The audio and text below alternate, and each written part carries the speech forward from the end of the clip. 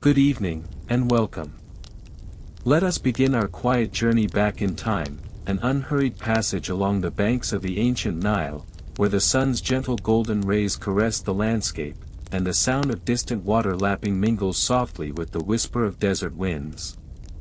Tonight, our story is about something less often contemplated in the comfort of modern life, the delicate, intricate, and surprisingly organized world of tax collection in ancient Egypt. Imagine, if you will, a time so serene yet so structured, palace walls painted with scenes of daily life, farmers bent carefully over their fields, scribes writing steadily on papyrus sheets, and officials moving through the corridors of power, not with urgency, but with a steady, measured purpose. Here, in this land where the cycle of the flood dictated existence, the collection of taxes was not simply a matter of enforcement, but a careful dance intertwined with the rhythms of the seasons, the harvest, and the state's needs. Now, picture the ancient Egyptian village, where the early morning light filters through palm trees, the scent of freshly tilled earth mingling with the faint aroma of grain drying in the sun. The Egyptians did not think of taxes as punishments, but rather as contributions woven seamlessly into the fabric of their society. This contribution ensured the temples were maintained, the granaries were stocked, and the workers on royal projects had their sustenance. Taxation, gentle listener, was not carried out by stern men with ledgers, cracking whips, at least, that's not the part we will dwell on, but rather by scribes, wearing finely pleated linen and seated with calm focus, wielding reed pens over soft sheets of papyrus. Their task was the recording of goods, the calculation of share owed, and the keeping of meticulous records. These records, delicate in their detail, would sometimes stretch to extraordinary lengths, like a river flowing through time, a testament to order amid the vast and living expanse of the Egyptian state. The cornerstone of this system was land tax, naturally tied to the agricultural cycle. You may already feel the soothing sense of pace as we imagine the fields, golden wheat swaying in a gentle breeze, and the farmer's patient hands harvesting grain as slowly as the sun arcs across the sky. After the great inundation of the Nile, the land would be soft, replenished with silt, ready to gift its yield. The tax was calculated based on this yield, a portion gently taken from the harvest, enough to sustain the state's needs but balanced so the farmer could still flourish. Perhaps the tax collectors, or those acting on behalf of the state, visited during these quiet seasons, with no hurry, their voices low and unhurried, bringing assurances rather than demands. They measured the grain, noted the barley stalks, and wrote down the tallies, a procedure repeated year after year, administering the pulse of the economy with a steady hand. And here, the story takes a calm shift toward the role of the temple. Far from the bleak images that taxes sometimes bring to mind, the temple stood as a hub of economic life. Priests and temple officials, draped in crisp white linens and adorned with simple jewelry reflecting the sunlight like quiet stars, managed large estates, received tributes, and yes, collected taxes as well.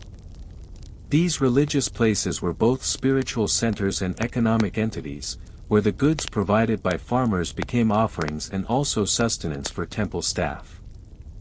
The taxes collected for the temple were often in the form of goods rather than coin, for currency, as we understand it, was less fine-tuned in these early days. Instead, grain, livestock, crafted goods, and labor formed the currency of everyday life. One might almost hear the gentle murmur of conversations over tables piled with baskets of fruit, bowls of honey, and bundles of flax.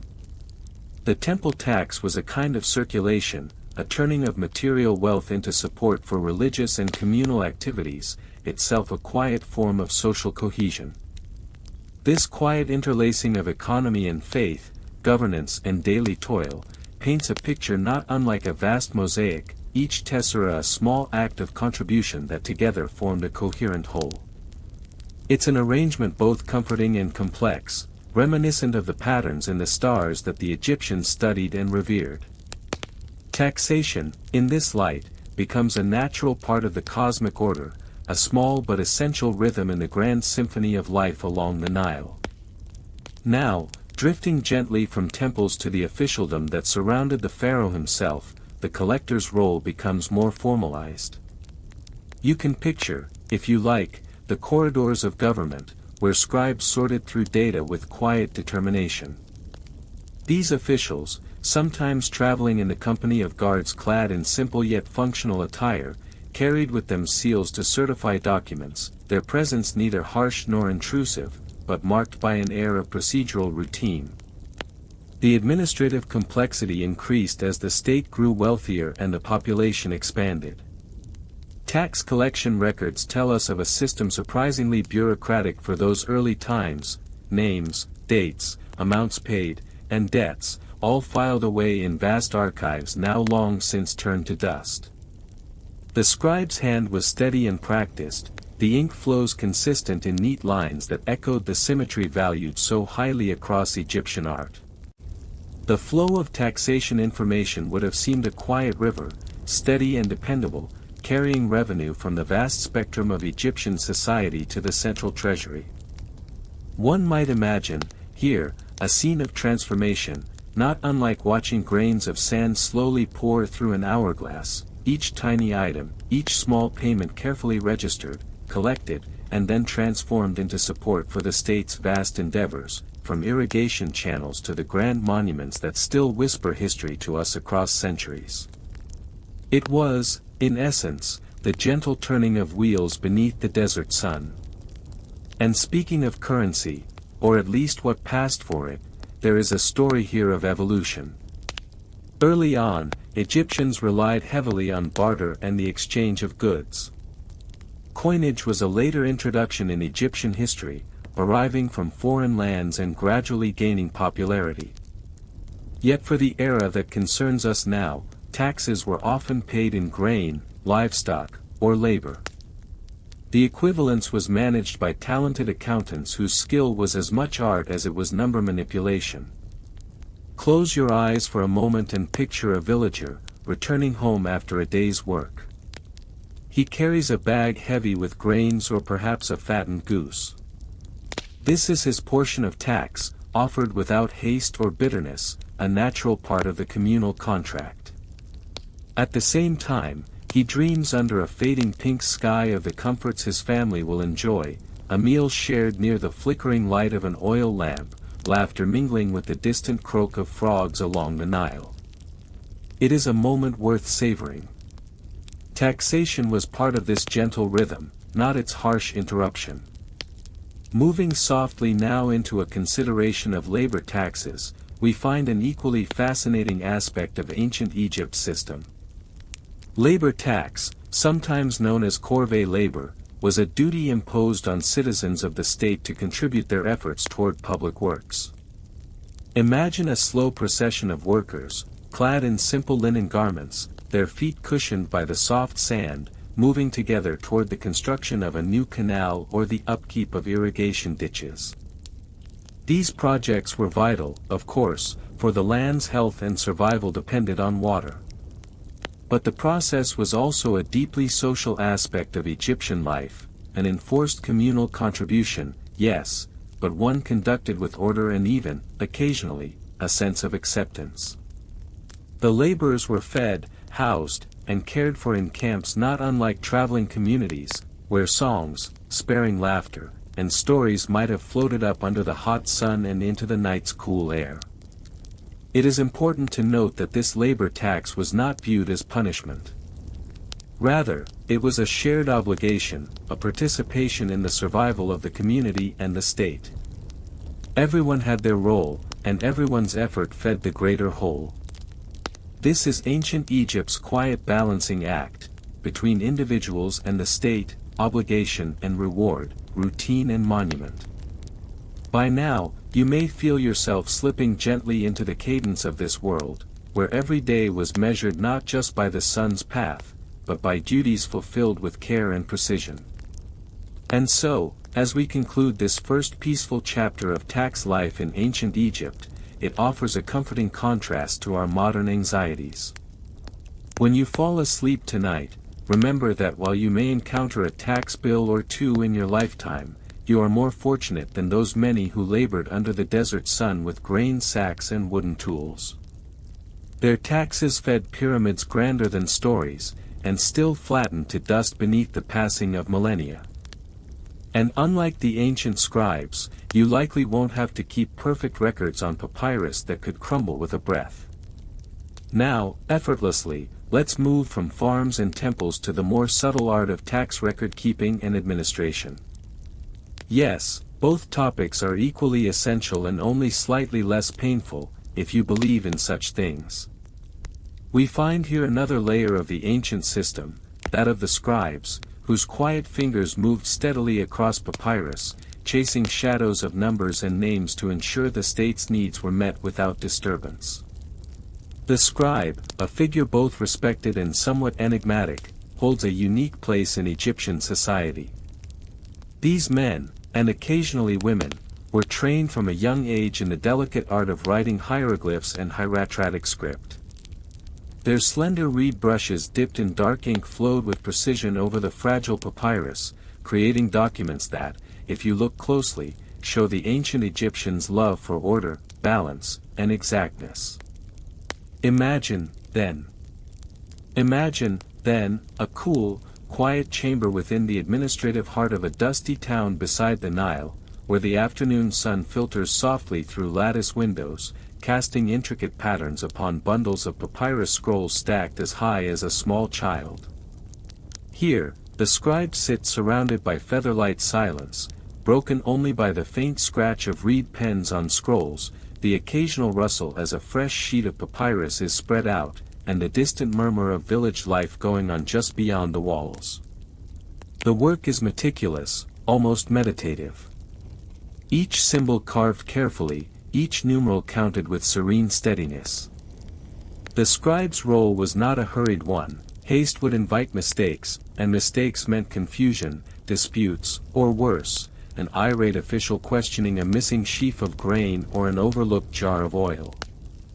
The quiet dignity of this task echoed through the monuments of Egypt, from the grand palaces of Memphis to the distant trading outposts that dotted the northern delta. This slow, precise cataloging was the nervous system of the state's well-oiled machine.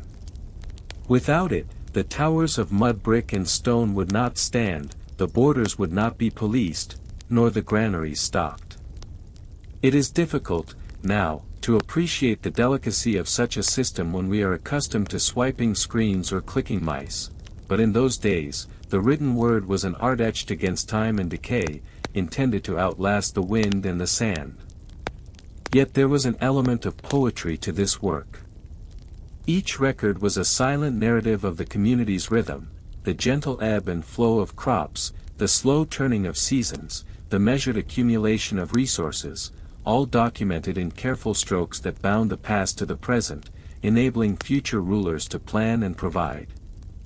The scribe's work is a soft echo of continuity, a quiet assurance that someone, somewhere, knew and cared about the balances of life, the balance of sustenance, of labor, and of faith.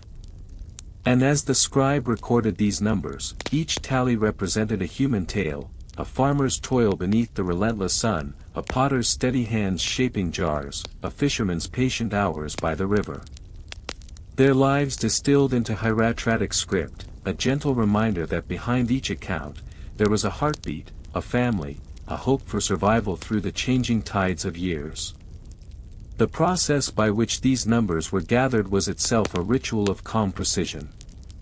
Tax collectors, a less glamorous but equally indispensable counterpart to scribes, would travel by boat or foot, visiting fields, marketplaces, and workshops.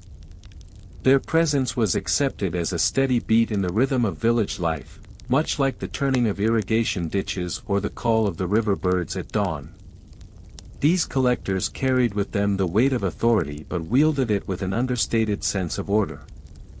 They measured grain in palmfuls and cubit lengths, recorded livestock on low wooden tablets, and listed craftsmen's goods with practiced ease.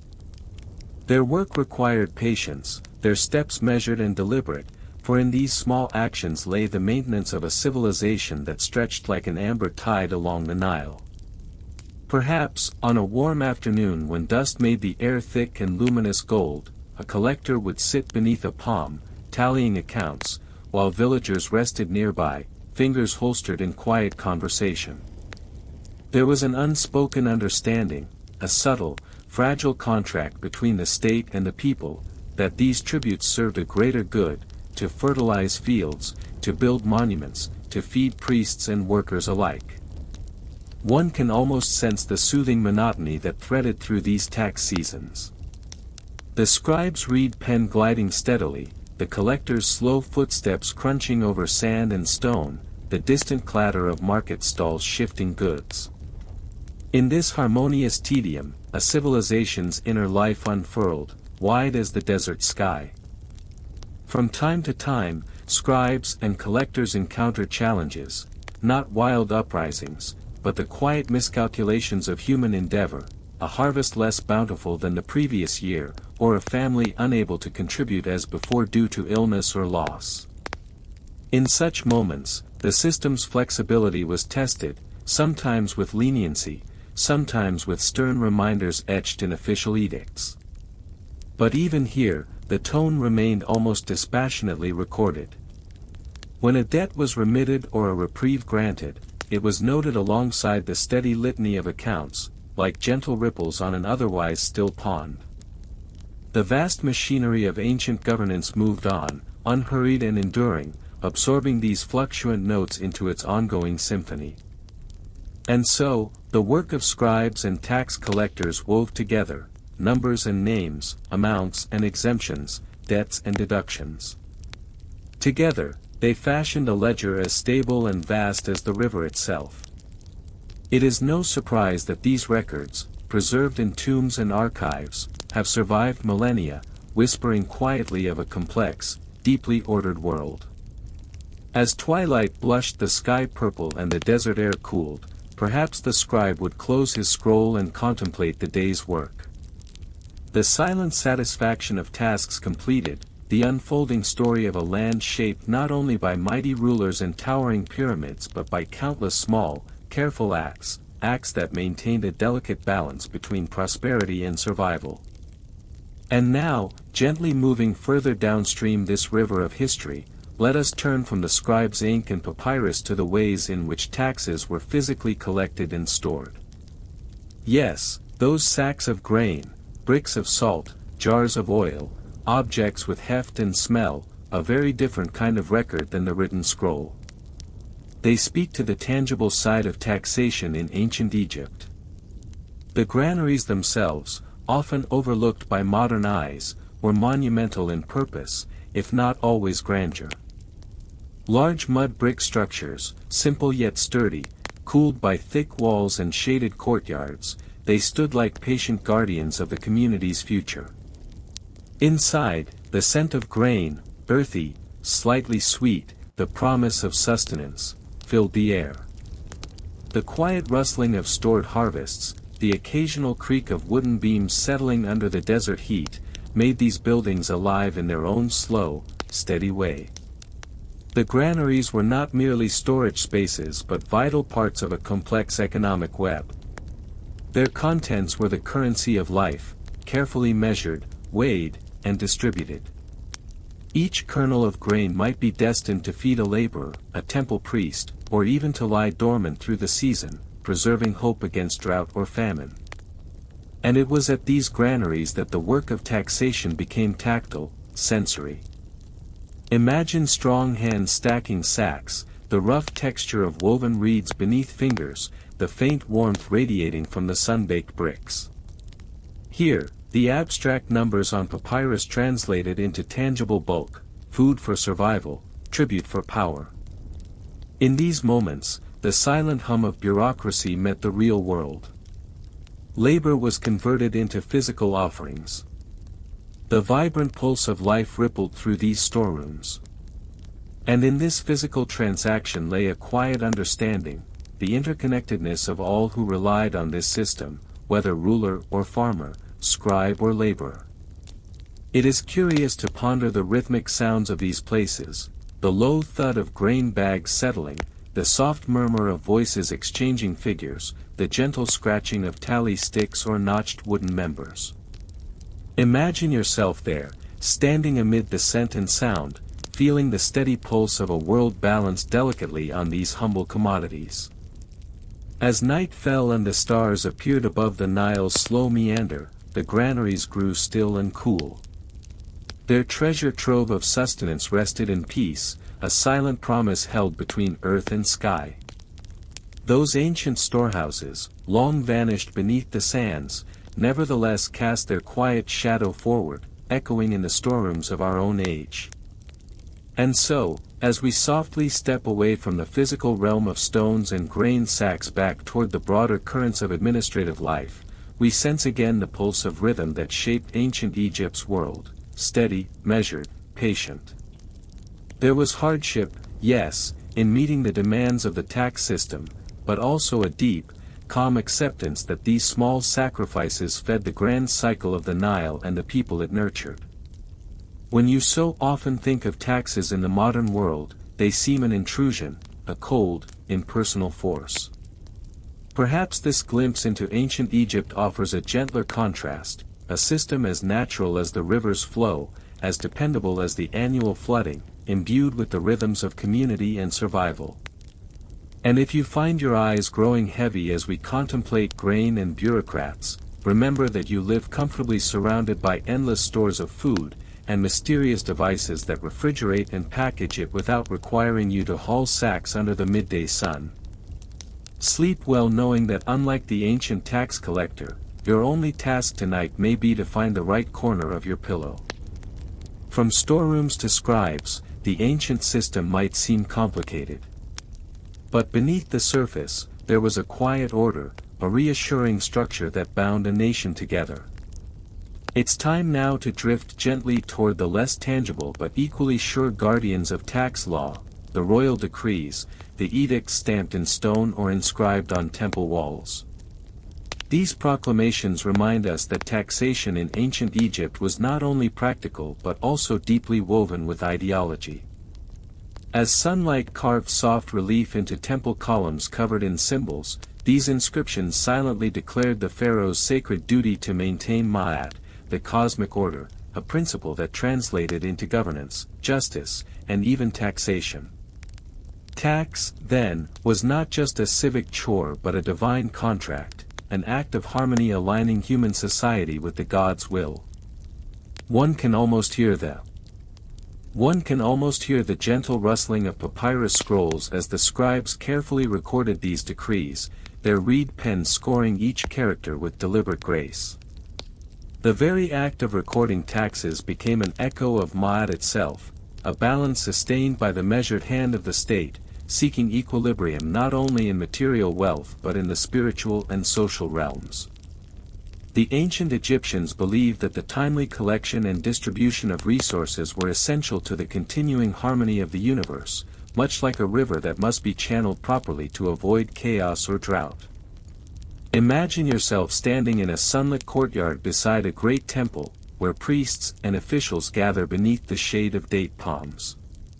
Here, the royal edicts are read aloud to assembled scribes and local chiefs, their voices calm and unwavering, carrying the sacred weight of the pharaoh's command. These words passed down from ruler to ruled created a sense of order and continuity, much like a soothing melody heard across generations. Taxes were thus sanctified, their collection framed not as an arbitrary burden but as a contribution to the ongoing story of Egypt's prosperity and divine favor. This intertwining of religion and administration gave the tax system a unique character, distinguishing it from other ancient civilizations where taxation might have felt more secular or even punitive. In Egypt, the tax collector was not merely a government agent but a custodian of Ma'at, tasked with maintaining the delicate balance that ensured life's renewal each year. There was comfort in this belief, a reassurance that taxes were part of a universal pattern, an inevitable and necessary rhythm, like the rise and fall of the Nile itself.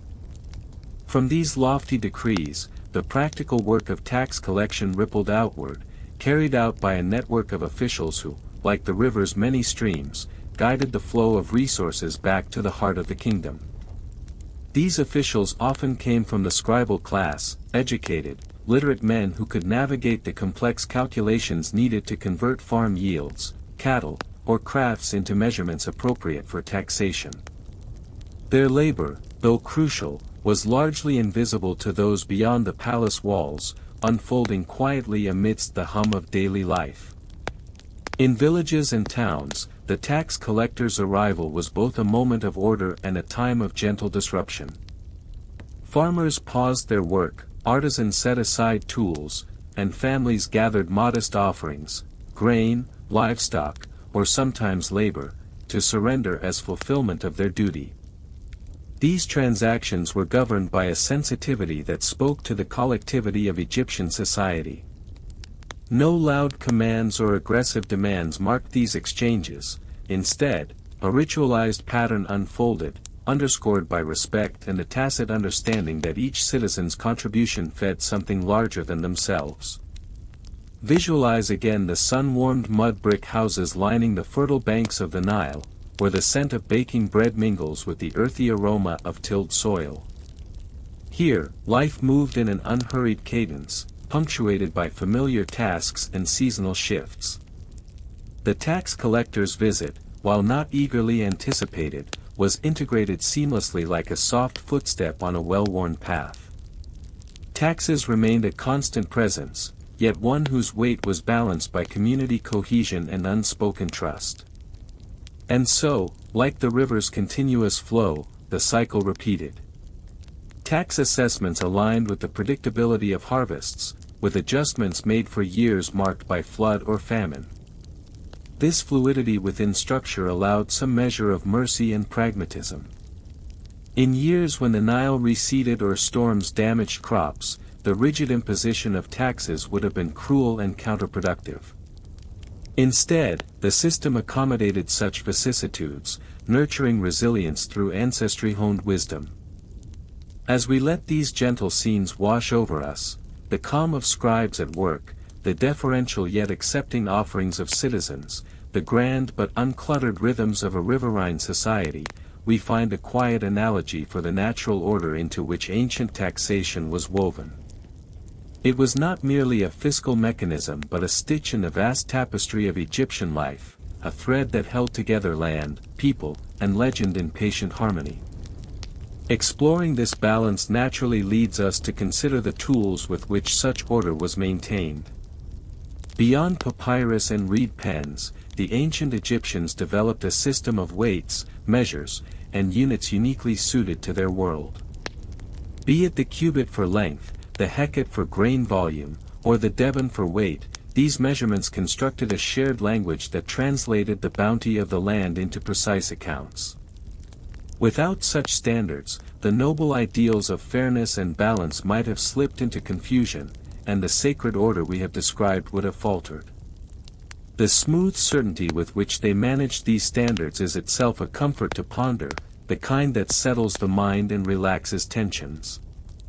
Imagine the meticulous repetition of measuring grain with a hecate vessel, or the patient marking of length with a cubit rod, each action resonating with ancient purpose. One can almost hear the soft clink of stones used as weights, clattering gently on wooden scales, a quiet percussion that harmonizes with the busy marketplace sounds in the background.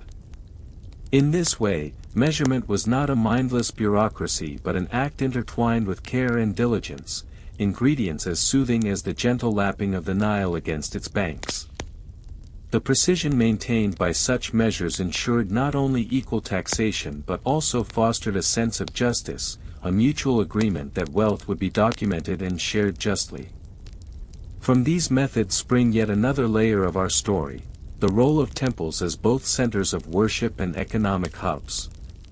Temples, as grand stone sanctuaries, stood as humbling reminders of divine authority and royal power.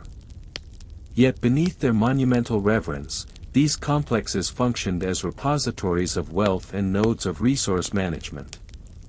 Grain collected as tax might be stored within their silos, artisans employed to create sacred goods might have delivered their crafts in payment. Here, the sacred and the mundane overlapped seamlessly. One might imagine the quiet reverence inside temple granaries, the stillness of these vast halls lined with earthenware jars and woven baskets, the scent of harvested grain mingling with the faint incense from the shrines nearby. In this serene atmosphere, the collected taxes found temporary rest before being redistributed or used for temple sustenance, religious offerings, and the state's larger projects. The temples served as guardians not only of faith but of Egypt's material prosperity, a dual role that encapsulated the integration of spirit and survival. This blend of spirituality and practicality found another serene echo in the tax exemptions granted to certain groups. Priests, for instance, were often exempted from specific taxes, a quiet recognition of their sacred role and perhaps a nod toward maintaining the delicate balance that Ma'at demanded.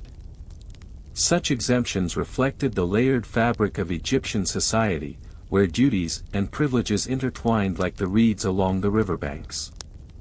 Pondering these exemptions, we step carefully around the inherent inequalities they imply, without dwelling too heavily.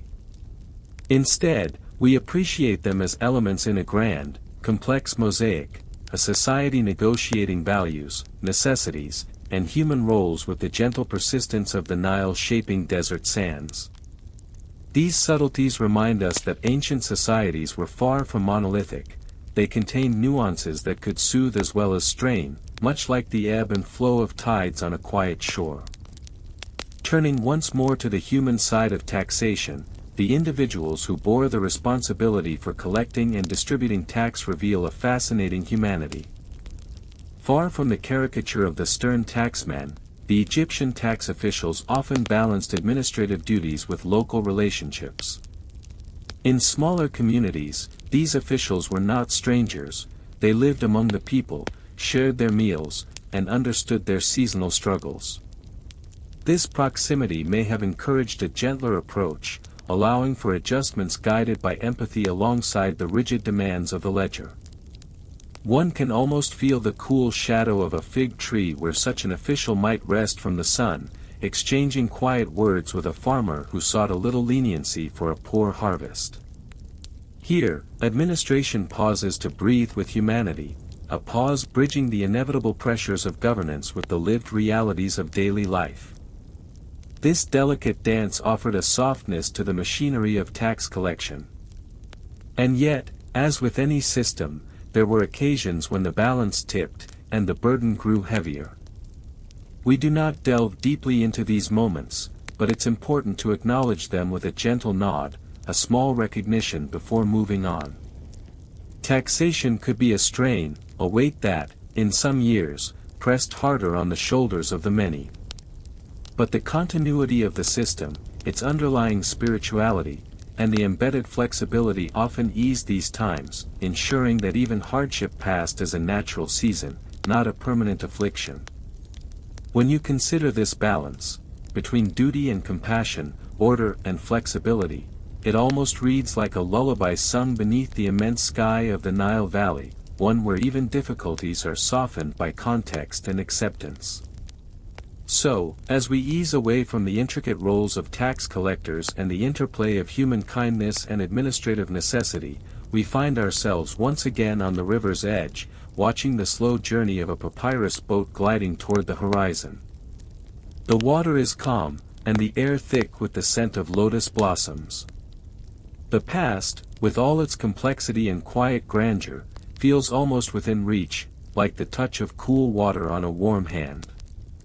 Reflecting on the patterns we've explored, the ideological foundations, the practical mechanisms, and the human experiences, we recognize a system that is less about strict enforcement and more about the continual balancing act of life along the Nile.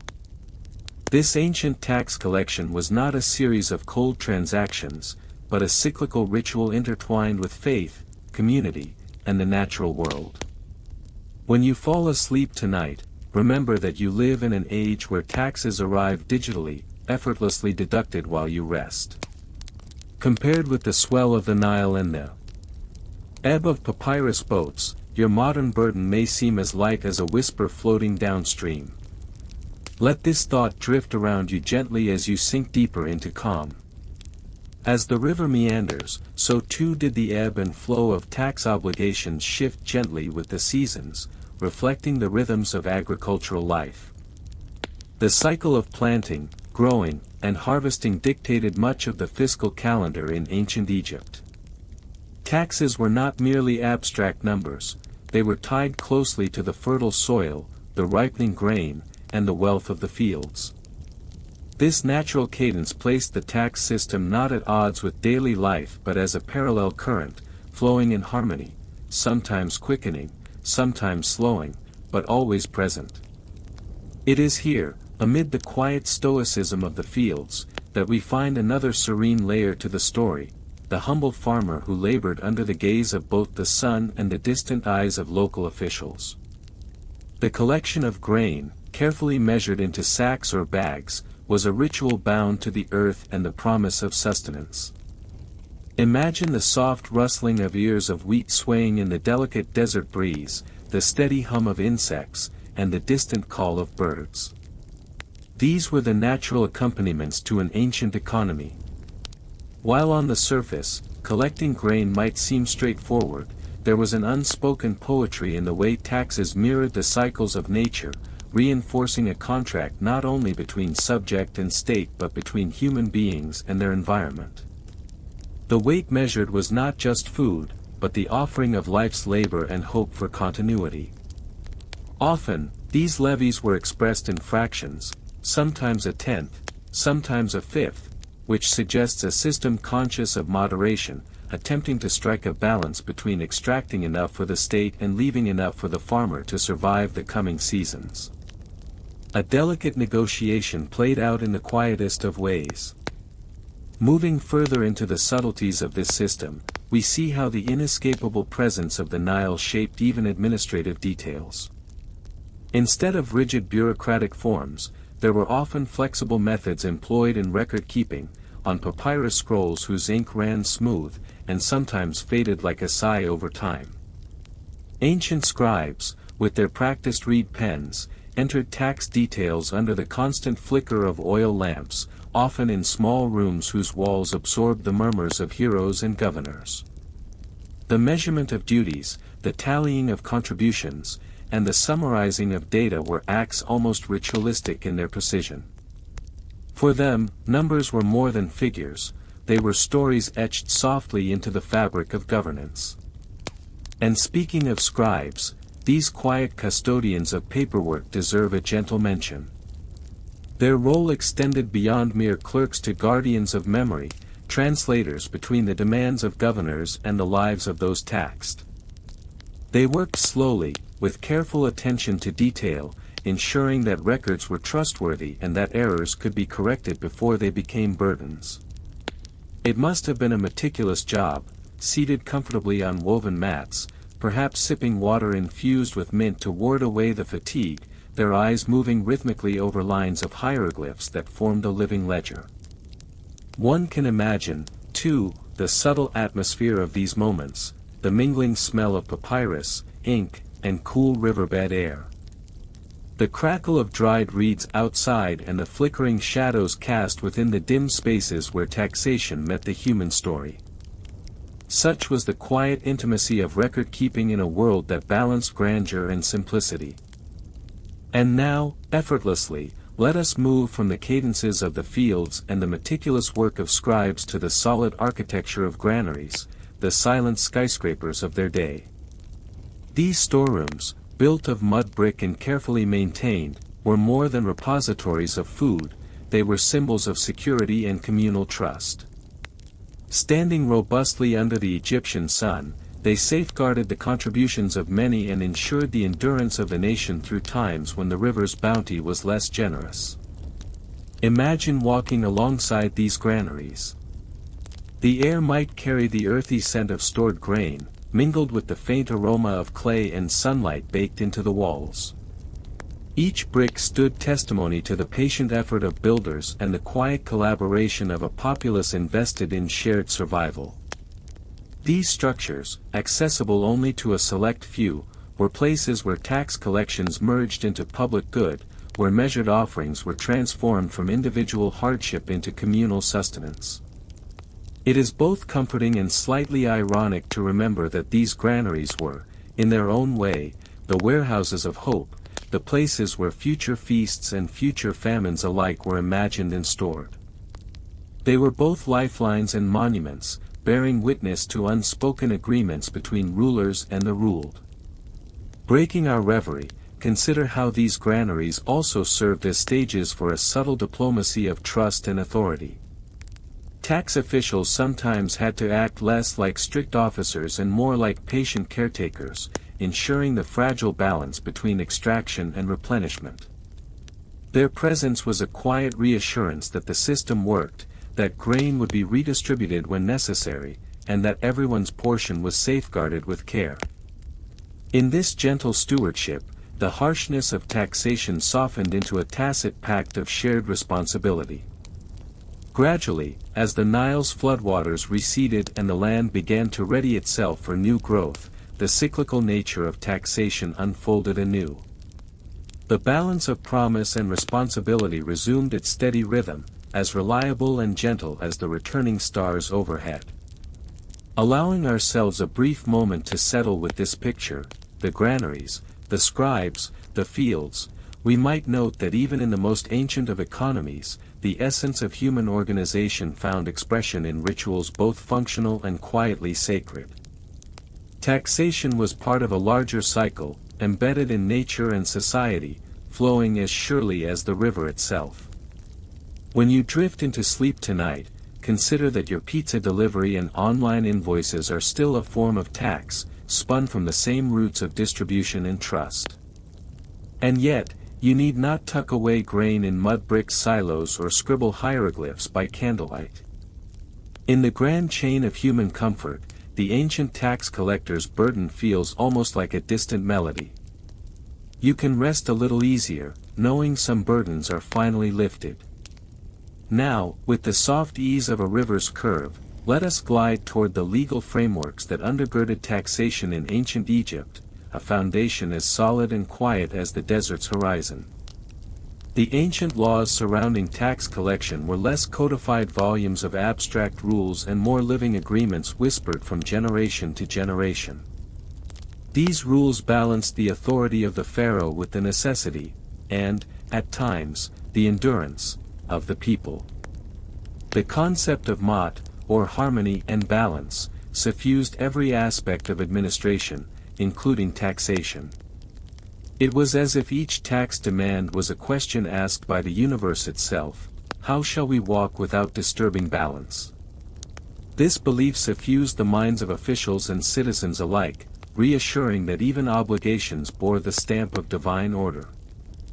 Picture the local magistrates seated beneath shade trees, their robes catching the gentlest desert breeze, deliberating peacefully on tax disputes or exemptions. Their voices were likely calm and measured, woven into stories that stretched back before their time and forward, like the unbroken line of hieroglyphs carved into temple walls. Each decision sought not to create winners and losers but to preserve the great balancing act inherent in order. In small village courts, petitions for leniency might be heard from those struck by poor harvests or illness. These moments, carried quietly, allowed for a softness in the system, a human touch that prevented taxation from becoming oppression. It was a delicate weaving of justice and mercy, one layer in the fabric that held together ancient Egyptian society. Reflecting on this makes us appreciate an ancient legal culture that, rather than imposing harsh punishments swiftly, seemed to prefer a gentle recalibration of expectations. Law was not solely about force but about maintaining the steady pulse of life. It was as if each verdict whispered reassurance that the crowd around the Nile would endure, together. And perhaps this is why tax collection felt less like a confrontation and more like participation in a ritual of societal continuity. Even the levies linked to temple maintenance or royal projects were understood as investments in a shared future, not just sermons from distant rulers, but acts imbued with sacred meaning. Let's imagine, for a moment, the curved shadow of a temple wall at dusk, the fading light casting long silhouettes over stele inscribed with decrees and promises. These stones were silent narrators of law and obligation, speaking gently across centuries. Taxes were etched not only in markings but in the hearts of the people who knelt before these walls and whispered prayers. This thoughtful integration of law and spirituality softly cushions the administrative demands made upon individuals. A tax from the heart of Mot carries with it the promise of cosmic and communal balance, an assurance that every grain gathered is a step toward sustaining the whole. Stepping back from the temple walls and legal scrolls, we might consider how this ancient system, though foreign in many ways, shared quiet parallels with our own. The idea of tax as a social glue, binding together individuals into communities greater than themselves, is as alive today as it was beneath the blazing Egyptian sun. As you let this thought settle, imagine the vast silence of the desert nights, punctuated only by the distant howl of a jackal or the faint chorus of crickets. The law's steady heartbeat hums beneath, ancient and reliable. You can rest with this steady pulse, this echo of balance carried across millennia. When you finally surrender to sleep, remember that your own laws, complex though they are, owe something to these first soft murmurs of justice beside the Nile. And also that ancient legal codes rarely came with customer support or a refund policy. So, consider, for a moment, the quiet inevitability of taxes as the sun sets behind palm fronds, casting long, gentle shadows upon the mud-brick homes of Egypt. The original collectors of taxes, those often unseen scribes and officials, moved about their duties with deliberate calm, recording each assessment by the flickering light of oil lamps, their reed pens scratching softly across papyrus with steady, unhurried patience. It is easy to underestimate the daily rhythm of tax collection in such a vast kingdom. The task, while essential, was not performed by swarms of taxmen, nor through the blasting horn of merciless enforcers. It was a measured process, a quiet weaving of obligations into life's fabric, much like the slow, rhythmic flow of the Nile nourishing fertile lands. Each household, estate, or village maintained its own subtle balance, a give and take surrounded by whispers of order and tradition. Visualize the scribes seated beneath a thatched shelter, lists of grain yields and livestock counts spread before them, fingers tracing columns again and again to confirm figures without haste. The heavy, warm air carries scents of lotus blossoms and sun-baked earth. Overhead, a fan palm stirs lazily, its fronds rustling in the gentle evening breeze.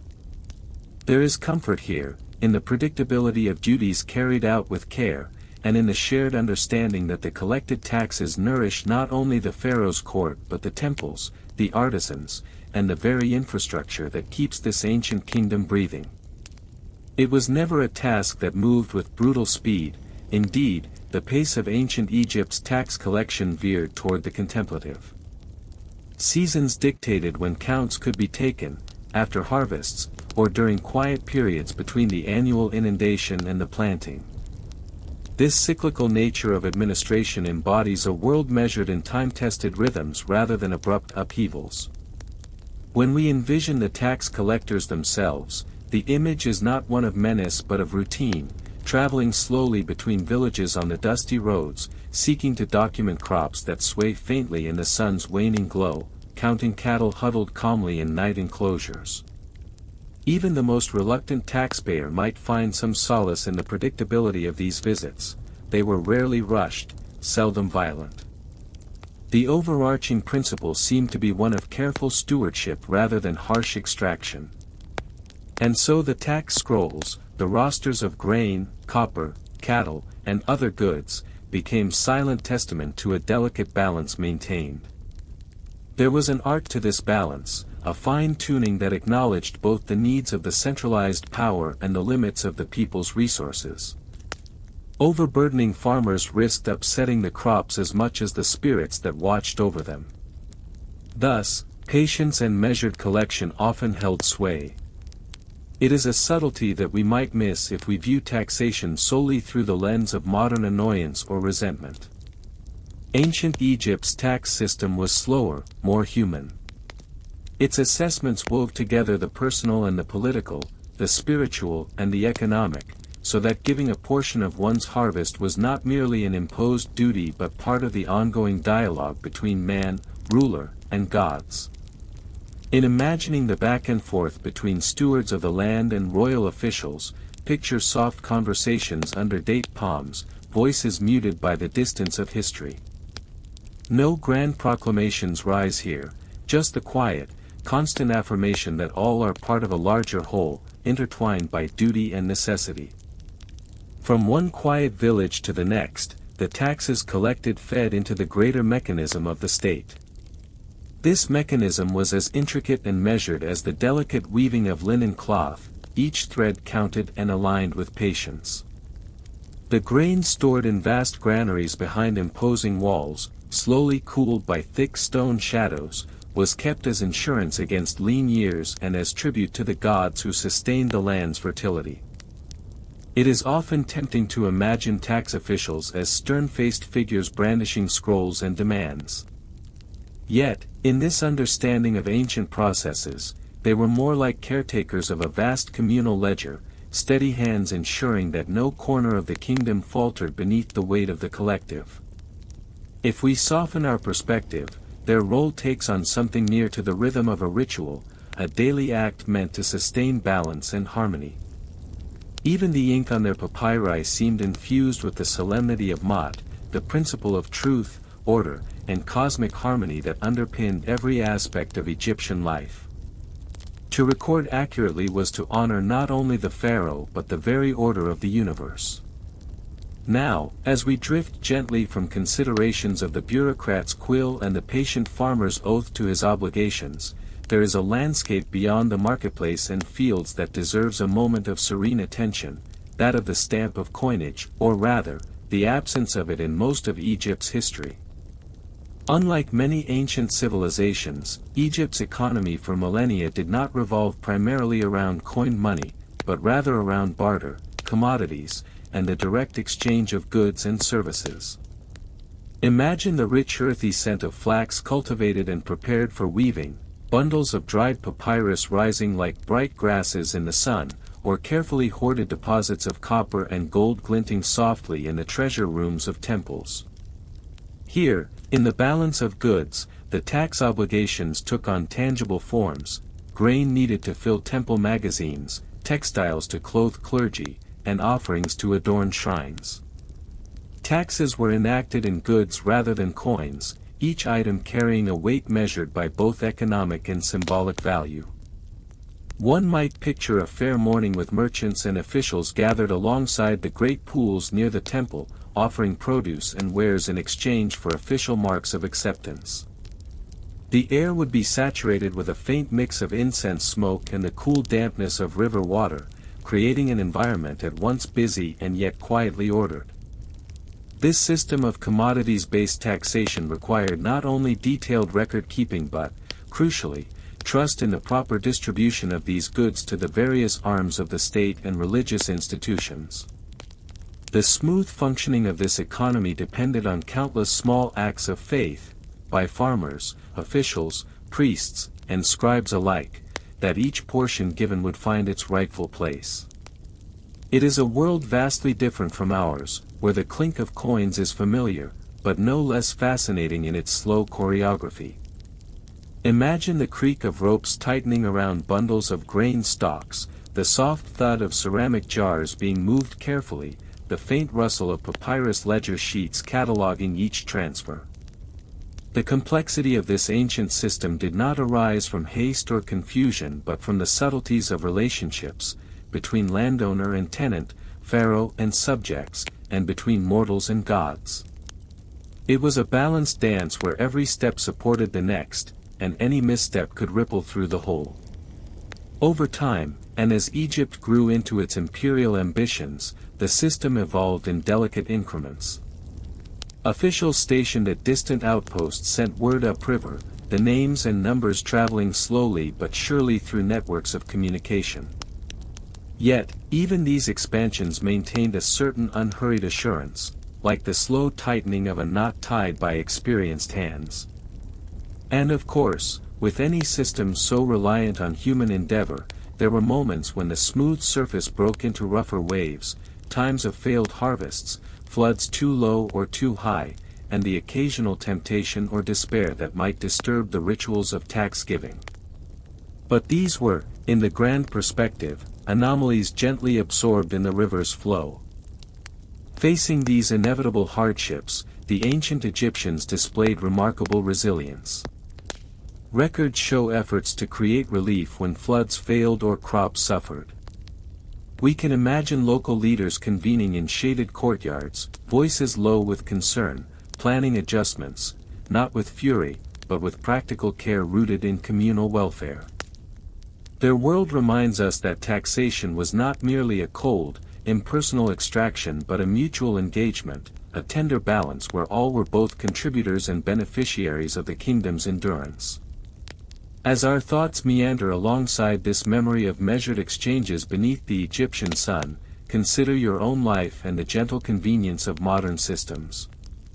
Your taxes might be a cause of occasional frustration, certainly, but they hardly require counting grains under a searing sky or walking miles along the riverbank with bundles of produce. When you close your eyes tonight, remember that even if your tax documents feel complex or tedious, they reside in a world warmed by indoor lighting and cooled by humming air conditioners, a world where the concept of barter is mostly reserved for garage sales and flea markets. Imagine that somewhere, a scribe is softly balancing scrolls and goods in the glow of an oil lamp, and smile gently. You live in an era that owes its comfort and speed to those countless quiet acts along ancient Nile pathways. And now, effortlessly, let's move from the warmth of Egypt's rivers and grain to another sometimes less tactile but equally fascinating corner of tax history, the administrative tools and methods used to ensure that taxes were collected fairly and efficiently. Yes, here we enter the realm of records, seals, and audits, the ancient equivalents of our spreadsheets and tax software. You may find these dry in topic, but they are the quietly necessary backdrop to many of history's softer tales, and they hold within them a certain understated elegance. It begins with the humble seal. In ancient Egypt, sealing was not merely a formality but a device of trust and verification. Imagine soft clay impressed firmly with carved ivory or stone signets, each bearing the emblem of a particular official or temple. These circular impressions guarded storerooms and documents alike, signaling authenticity in a world before holograms and barcodes. Picture a tax collector, his fingers coated lightly with red ochre, pressing a seal onto damp clay to close a storage jar filled with grain, or to mark a parcel of papyrus rolls documenting the quotas met along the fertile banks. The seal's impression whispered assurances that no grain had been pilfered, no tally altered. It was a pact between men and gods, between ruler and subject, hidden in these small, comforting tokens of authority. This act of sealing was meticulous and purposeful, carried out in quiet rooms where the morning light filtered through lattice windows, dust motes floating serenely in the still air. The scribe, sometimes weary, often patient, cared for these seals as if they were delicate talismans, coaxing certainty from the unyielding surfaces of tables and jars. The seals themselves were often beautifully carved, an art form that married utility to aesthetic, each bestowing a sense of order and permanence. It is tempting to dismiss these objects as mere bureaucracy, but they served as the connective tissue binding the sprawling Egyptian economy, the reassurance that each piece of taxed produce was accounted for, watched over by watchful eyes and steady hands. The seals also played a role in audits, the ancient world's version of verifying accounts. Periodically, officials conducted inspections, walking through storerooms with rough sandals stirring up the scent of dried reeds and charcoal. They shuffled scrolls of papyrus to check lists of names, harvests, and payments, using the seals to confirm that no tampering had occurred since the last session. The quiet clicking of wooden boxes opening, the soft whispers of bills being unfurled, and the gentle scraping of reed pens on papyrus would have been the soundtrack to these measured visits. These visits did not summon panic but rather a steady rhythm, like the only slightly uneasy heartbeat of a vast and intricate organism. The people involved often knew each other, sometimes shared meals, and in this way, the tax system was at once a tool of control and a framework of community connection. Imagine the tranquility of sitting beside a small bowl of stale beer, the bitter but nourishing drink common among workers and officials alike, while officials discussed numbers and evidence in low murmurs. This was a moment where the ancient world's order met human patience, textured by the soft crackle of papyrus fibers and the faded ink of long-remembered transactions. Beyond seals, the very instruments of recording were crafted and wielded with care. Reed brushes, frayed and softened by ink and use, moved steadily across the papyrus, narrating the infinite stream of goods and services that made the Nile's bounty palpable. The scribes, ever vigilant, ever methodical, danced a dance with delicacy and precision, ensuring that every sheaf of grain, every basket of figs, every ounce of copper was inscribed where it needed to be. It helps, perhaps, to think of their work not as dull data input but as a kind of storytelling, a continuous narrative of survival and order, of promise and duty. This story was whispered in the rustling of papyrus and the faint, creamy aroma of fresh ink, a world where the sweep of a brush was as significant as the flowing river outside. One can almost feel the long afternoons slipping by as a young scribe hones his craft, learning the intricacies of hieratic script, patient in his diligence. The scribe's world was one of repetition and calm, a place where mistakes could mean a moment's dismay but overall only demanded gentle correction and continued effort. In this way, the Egyptian tax system incorporated both the sternness of necessity and the softness of human endeavor, inviting a rhythm into life as measured as the fall of water against stone in the Nile's flood season. It was a cumbersome balance, a quiet dance that required neither heroic acts nor sweeping changes, but consistent, moderate action repeated day after day.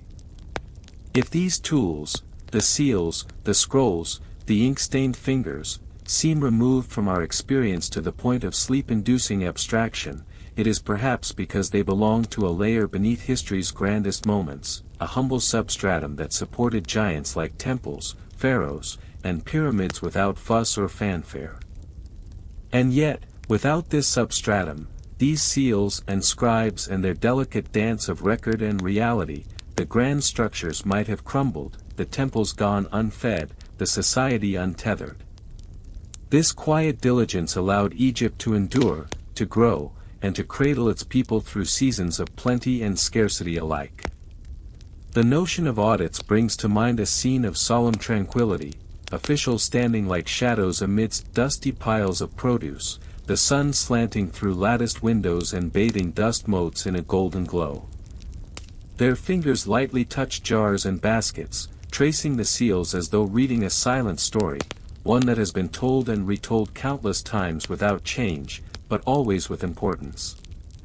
In this way, the system balanced vigilance with familiarity, demanding truth without breeding fear.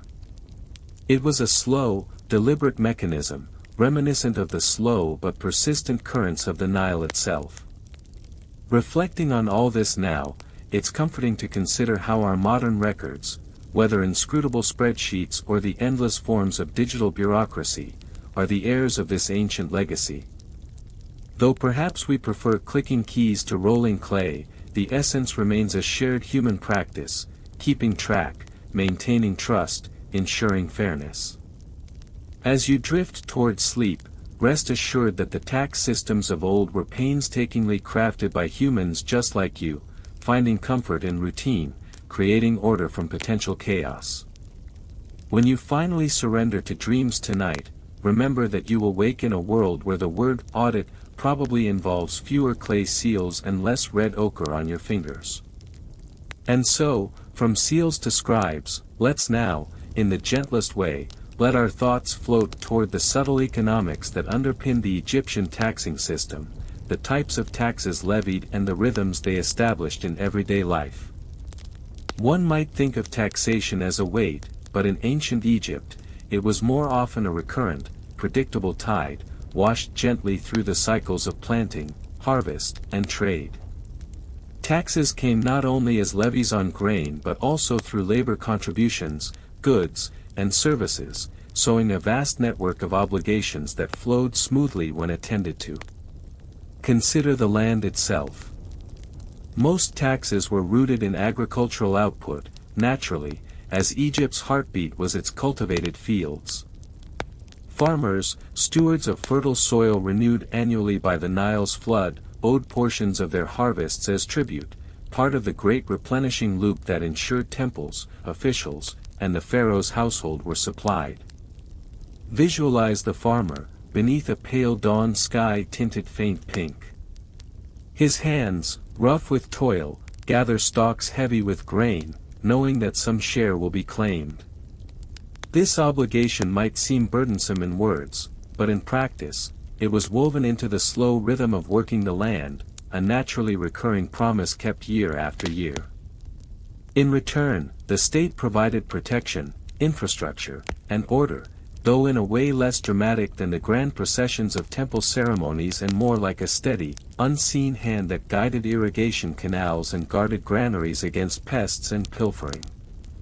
Taxes sometimes took the form of corvée labor, a term that might sound stern but in practice usually meant workers traveling to contribute their skills to public projects. Imagine the slow, measured procession of men walking in organized groups to maintain canals or build monuments under the consistent sun. Their work, though hard, was a communal act that tied their lives more closely to the state and, often, to each other. This labor tax was, in its own placid way, a contact point between individual lives and the grand machinery of Egyptian society. It was something people expected, like seasonal rains or the annual flooding of the Nile, a predictable part of life's fabric. Beyond the land and labor, taxes could also be gathered in kind, animals such as cattle, linen produced by skilled weavers, and even items brought from trade with neighboring peoples. Imagine merchants, their caravans dusted with desert sands, handing over goods measured by the watchful eyes of officials carefully noting every item on a well-worn papyrus scroll. This system helped shape Egypt's economy into a complex, interlocking network of exchanges, where the slow flow of goods and labor underpinned stability and gradual growth. What these modes of taxation share is a quiet inevitability, a sense that while something valuable is taken, something equally vital is maintained. The taxes were neither arbitrary nor capricious but rather, attached to familiar cycles and roles, as regular and as necessary as the turning of the seasons. If one were to muse on this with mild melancholy, it might be noted that the taxed lived lives of gentle restraint, balancing their own needs with those of a larger entity whose demands shaped their days but also sheltered them. Reflect on the contrasts between this and our modern systems, where taxes sometimes feel hidden, complicated, and impersonal. In ancient Egypt, the process was tactile and direct, grains physically moved from field to storeroom, hands counted baskets, and community members often knew in clear terms what their portion was. It is one of those paradoxes of history that hardship can sometimes appear simpler, less fraught, in hindsight. While ancient taxes were certainly burdensome to those dependent on fragile harvests and unpredictable weather, they were also embedded in a calm, resonant rhythm that may have eased acceptance. As you lay yourself down to rest, consider this gentle balance, the ancient dance of duty and survival played out with measured steps beneath a hot, unwavering sun. Remember that when you wake, you will be in a world where taxes are mostly a paper trail and where the most difficult part might be entering numbers into a computer. Surely a quieter hardship. And now, settling softly from the warm fields and steady rhythms of ancient levees, let us drift with equal calm into the realm of granaries, those vast, silent keepers of Egypt's sustenance and the heart of ancient tax collection. Picture, if you will, the towering mud brick walls, sun-baked and solid, enclosing stores of golden grain that flicker like captured sunlight in their multitudinous piles. These granaries were more than mere warehouses, they were the fulcrums upon which the entire Egyptian taxation system balanced, places where the produce of labor and earth converged, weighed, recorded, and dispersed. The process of collection, from field to granary, was meticulous and measured, a ritual of order imposed upon the agricultural bounty. Here, barley and emmer wheat, roughly threshed and still dusty with chaff, were emptied into stone or wooden bins, the air faintly sweet with the scent of grain and dry earth mingled. Officials, often wearing the crisp white garments common in that sun-drenched land, attended to these stores. Their hands, familiar with the weight of every sack and the sound of grain pouring, moved with quiet purpose, tabulating quantities in ink upon papyrus scrolls whose fibers seemed almost fragile against the solidity of work. While granaries symbolized order and provision, they also evoked a restrained tension. For the harvest, upon which taxation depended, was never guaranteed. The Nile's annual inundation was both a giver of life and a measured arbiter of prosperity. Too little, and the fields parched; too much, and they could drown. This delicacy fostered a continuous cycle of caution, the populace ever mindful that the stored grain might someday be the difference between survival and scarcity. The tax collectors themselves were part custodians, part gatekeepers of this delicate balance.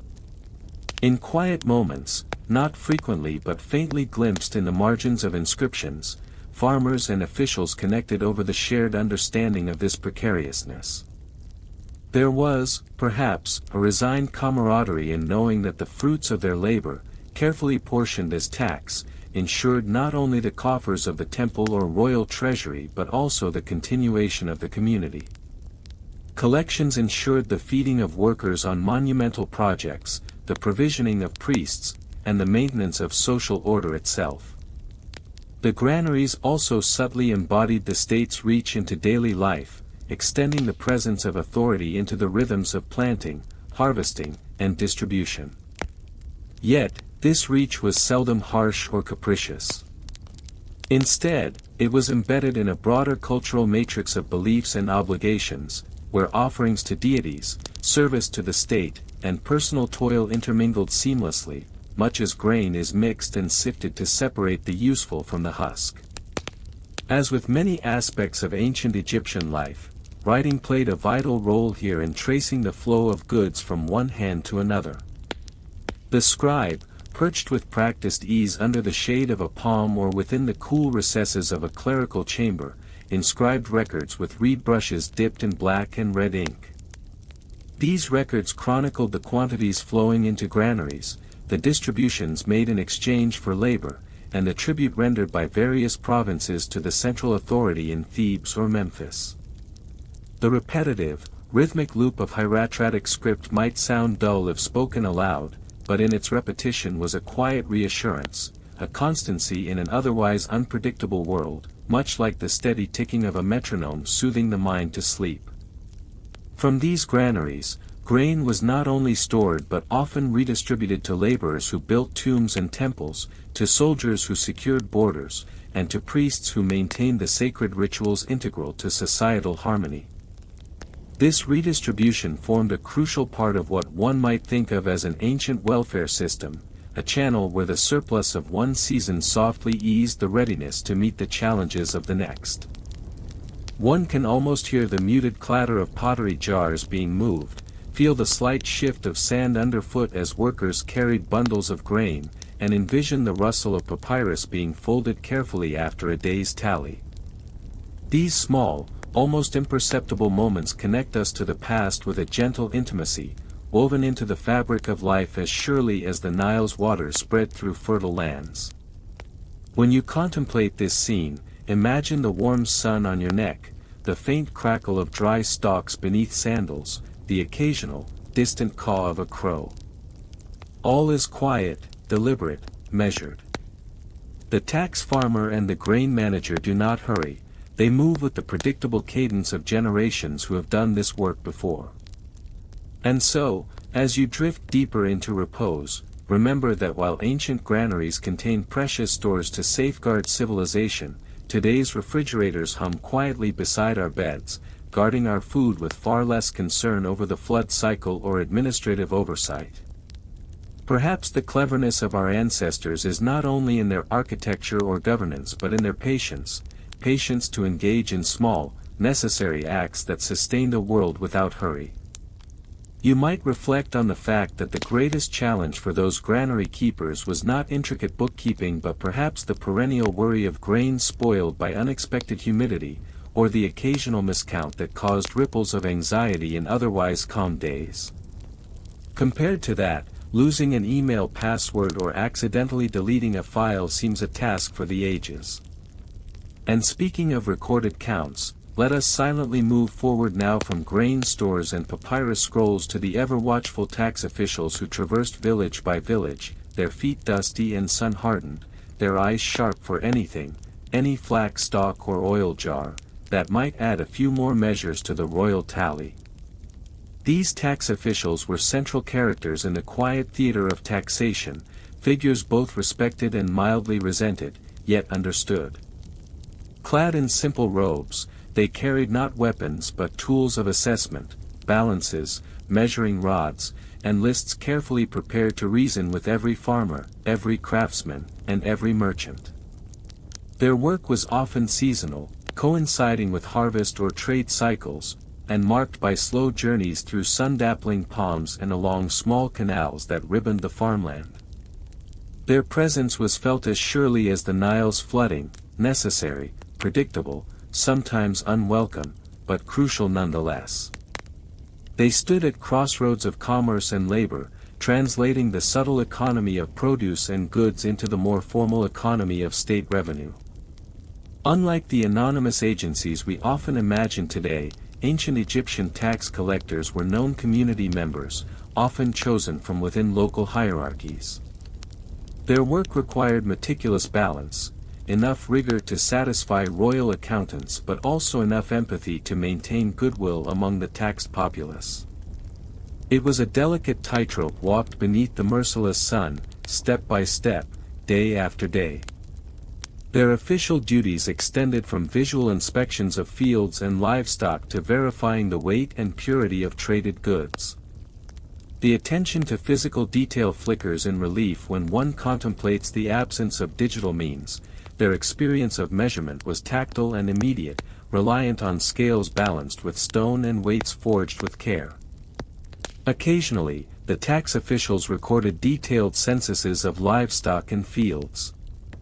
Imagine a calm evening when these officials, through patient enumeration, counted cattle chewing the cud in the soft gloaming, their number quietly noted for the greater purpose. The cattle counted were a reserve not only of wealth but also of social standing and tax obligation, each creature adding to the soft hum of the ancient economy. Taxes imposed often took the form of in-kind payments, grain, livestock, textiles, reflecting an economy deeply tied to tangible objects rather than abstract currency. This form of taxation, while perhaps more cumbersome from our distance, rooted tax collection squarely in the physical world, binding society through shared material cycles. It was an economy you could see, touch, and measure, not just numbers on a distant screen or paper. Beyond the collection and storage, much of the taxed material eventually found its way to religious institutions and temples, which themselves functioned as centers of wealth and power. These temples were both spiritual places and major economic hubs, employing large tracts of land and significant labor forces. Offerings to the gods were often intertwined with taxation, blurring the lines between faith and fiscal policy in a way both practical and profound. Think of temple granaries, vast and often hidden behind grand facades of stately columns and hieroglyphs, where offerings became both religious duty and economic necessity. Priests oversaw these stores, managing inventories that supported religious ceremonies and temple staff, while also contributing to the welfare of the community. This intertwining of taxation and spirituality gave tax collection a layer of cultural meaning that softened its bite. To give part of one's grain to the temple was not just an economic transaction but an act of devotion, a conscious weaving of human effort into the cosmic order. The tax system, in this sense, was less an impersonal machine and more a living network of relationships. Goods, labor, and faith moved through its channels in a steady, rhythmic flow, sustained by both obligation and tradition. Such a mesh of responsibilities can seem complicated from afar, but within the daily movement of life, it was a quietly reassuring structure, much like the predictable sunrise or the steady rise of the Nile itself. It is easy to narrate these impositions dryly, to reduce the scene to numbers and ancient papyri, but it is also kind to imagine the soft human moments between the lines, farmers sharing a quiet meal while awaiting the tax collector's visit, children watching grain being loaded into storage baskets, priests softly chanting blessings that mingled with the low clatter of clay jars. If you consider these moments under the soft wash of moonlight, the intertwined sounds and smells of grain dust, ripening flax, and simmering stews, you may sense the full quietness of the economy, a system more organic and human than it first appears, a slow, steady current beneath the surface.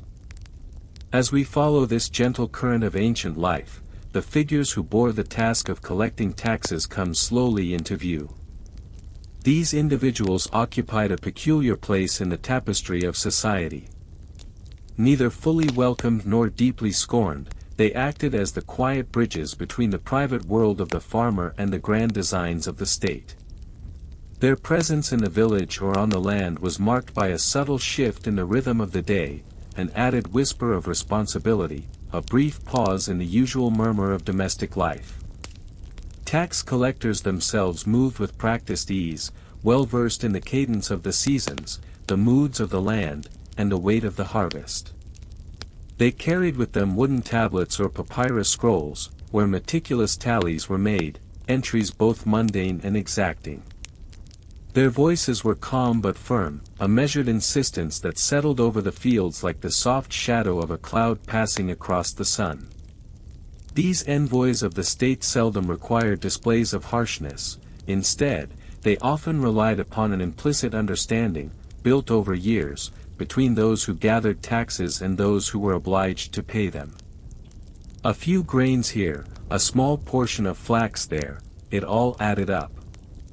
And in the exchange, there was a tacit acknowledgement: this tribute sustained not just the grand monuments and the palace officials, but the very lifeblood of the community itself. One might picture a leaner man, sun-bleached and carrying a simple reed pen, treading slowly along sandy paths flanked by rows of gently swaying crops. His steps are deliberate, absorbing the soft crunch of sand and dried stalks beneath his sandals. A dog lies in the shade nearby, indifferent to the business of numbers and levies. This scene repeats across villages, across a landscape stretching beneath a timeless sky. The tax collectors often began their work in the early light, when the air still carried the cool promise of dawn, and the scent of the river mingled faintly with the earth's dampness. Their visits were often marked by small rituals, a brief greeting, an exchange of polite words, the silent weighing of goods. The farmer might bring a basket of wheat kernels, smooth and sunlit, or a handful of flax stems, their blue-green leaves curling slightly. Records were kept in a deliberate script. As we let ourselves drift with this stream of thought, imagine the tactility of these encounters, the gritty texture of papyrus under fingertips, the weight of grain spilling slowly into ceramic bowls, the subtle shifting of sandals on packed earth. These sensations tie us back to the tangible world of ancient Egypt's tax system, not a distant bureaucratic nightmare, but a lived, breathing experience. Transitioning now, as effortlessly as the Nile slips through the land, we turn our attention from the land's produce to the merchants who navigated their own tributaries of tax. Their caravans moved like silent shadows along trade routes shaded by palm fronds and lined with stretching horizons. Goods like incense and gold, woven linens, and polished alabaster, all became subjects of fiscal consideration. Trade taxes, collected at border posts and marketplace stalls, wove commerce into the state's deeper economic body. Like a slow drizzle gathering into a river, these small levies combined with agricultural taxes to sustain the state's grand machinery. Merchants, like tax collectors, balanced obligations with the need to continue, a delicate negotiation repeated along dusty roads shrouded in desert heat. Perhaps the most mesmerizing part of this system involved the documents that recorded tax obligations and payments. The papyri themselves, delicate and easily damaged, bear witness to a world both pragmatic and poetic. Columns of figures mingle with the curling hieroglyphs depicting offerings, deities, and kings, symbols of authority and sacred power. Each scroll, with its repetitive flow of numbers and symbols, also carries echoes of countless human hands that wrote, read, and lived by its words. One can almost hear the soft rustle of papyrus sheets being unfurled in dim chambers, the scratching of reed pens dipping gently into ink, the quiet exchange of words spoken beneath low, sunlit beams. Through these documents, the tax system becomes less a monolith and more a mosaic of human stories, interactions involving trust, obligation, and the unspoken exchange that sustains societies. Of course, beneath the smooth surface lay difficulties not often voiced. Sometimes tax burdens pressed heavily, and whispers of hardship moved unseen through villages and towns. Yet the system's endurance suggests a resilience founded in both structure and human empathy. The state's need for resources met the people's need for order, each side negotiating a slow, steady compromise across generations. With this thought, we gently close this chapter of ancient fiscal life, recalling the heavy stones of the pyramids, monuments raised not just by kings but by countless hands responding to a complex system of give and take. When you fall asleep tonight, imagine those bricks balanced not only by the sweat of labor but by the quiet effectiveness of a tax collector's tally, and find comfort in knowing you lay your head where no grain tax weighs you down. Now, as we continue to explore the world of ancient taxation, let us drift softly into the administrative heart of Egypt, the scribes, the unseen custodians of order and record. Their calm and careful work transformed the chaos of daily life into organized flow. With steady hands and sharp eyes, they etched the empire's needs onto papyrus, practicing a form of accounting that was as much art as it was ledger. Scribes trained from childhood learned to read and write a script so intricate, so measured, that each symbol held weight beyond its shape. Their workspaces, tucked away in shaded rooms or within the cool stone of temple complexes, harbored the scent of ink and crushed plants used to make it, faint and green-tinged. The air, still except for the scratch of reed pens, seemed heavy with the responsibility of capturing every grain, every measure of labor, every obligation owed. The scribe's role in taxation was both practical and delicate. They prepared lists that moved like a gentle current beneath the surface of society, lists that detailed what was owed and what was paid, what required labor, and what had been fulfilled. Their records gave structure and predictability, but they also played a part in the subtle art of governance, a dance of pen and number that preserved balance. As we let ourselves be guided by the rhythm of their quiet work, imagine the scribe seated cross-legged beneath a woven mat, sunlight filtered through a lattice, dust motes drifting lazily. Nearby, scrolls rest untouched, awaiting the next entry. The sight of a scribe measuring grain or tallying labor seems less a chore and more a ritual, each mark a brushstroke contributing to the grand fresco of civilization. Sometimes, the scribe's task extended beyond mere numbers. They were the recipients of petitions, the keepers of official correspondence, subtly influencing decisions behind throne room doors. Their understanding of the tax system became a form of power, silent, contained, yet crucial. This slow, deliberate process of recording ensured that taxation remained more than a blunt imposition. It was recorded agreement, acknowledged obligation, a contract between ruler and subjects upheld by ink and tradition. From the lowest fraction of a bushel to the largest tribute of temple offerings, each was woven into the tapestry with care. One might smile softly at the idea that, for all the importance of their task, scribes were subject to their own small frustrations, ink that dried too slowly, or papyrus that crinkled under humid winds. They were, after all, human, engaged in the slow accumulation of ancient bookkeeping, centuries before calculators or spreadsheets could offer relief. As the sun traced its path across the sky, the scribes' once busy hands would rest, scrolls rolled and stored carefully for the next day's labor.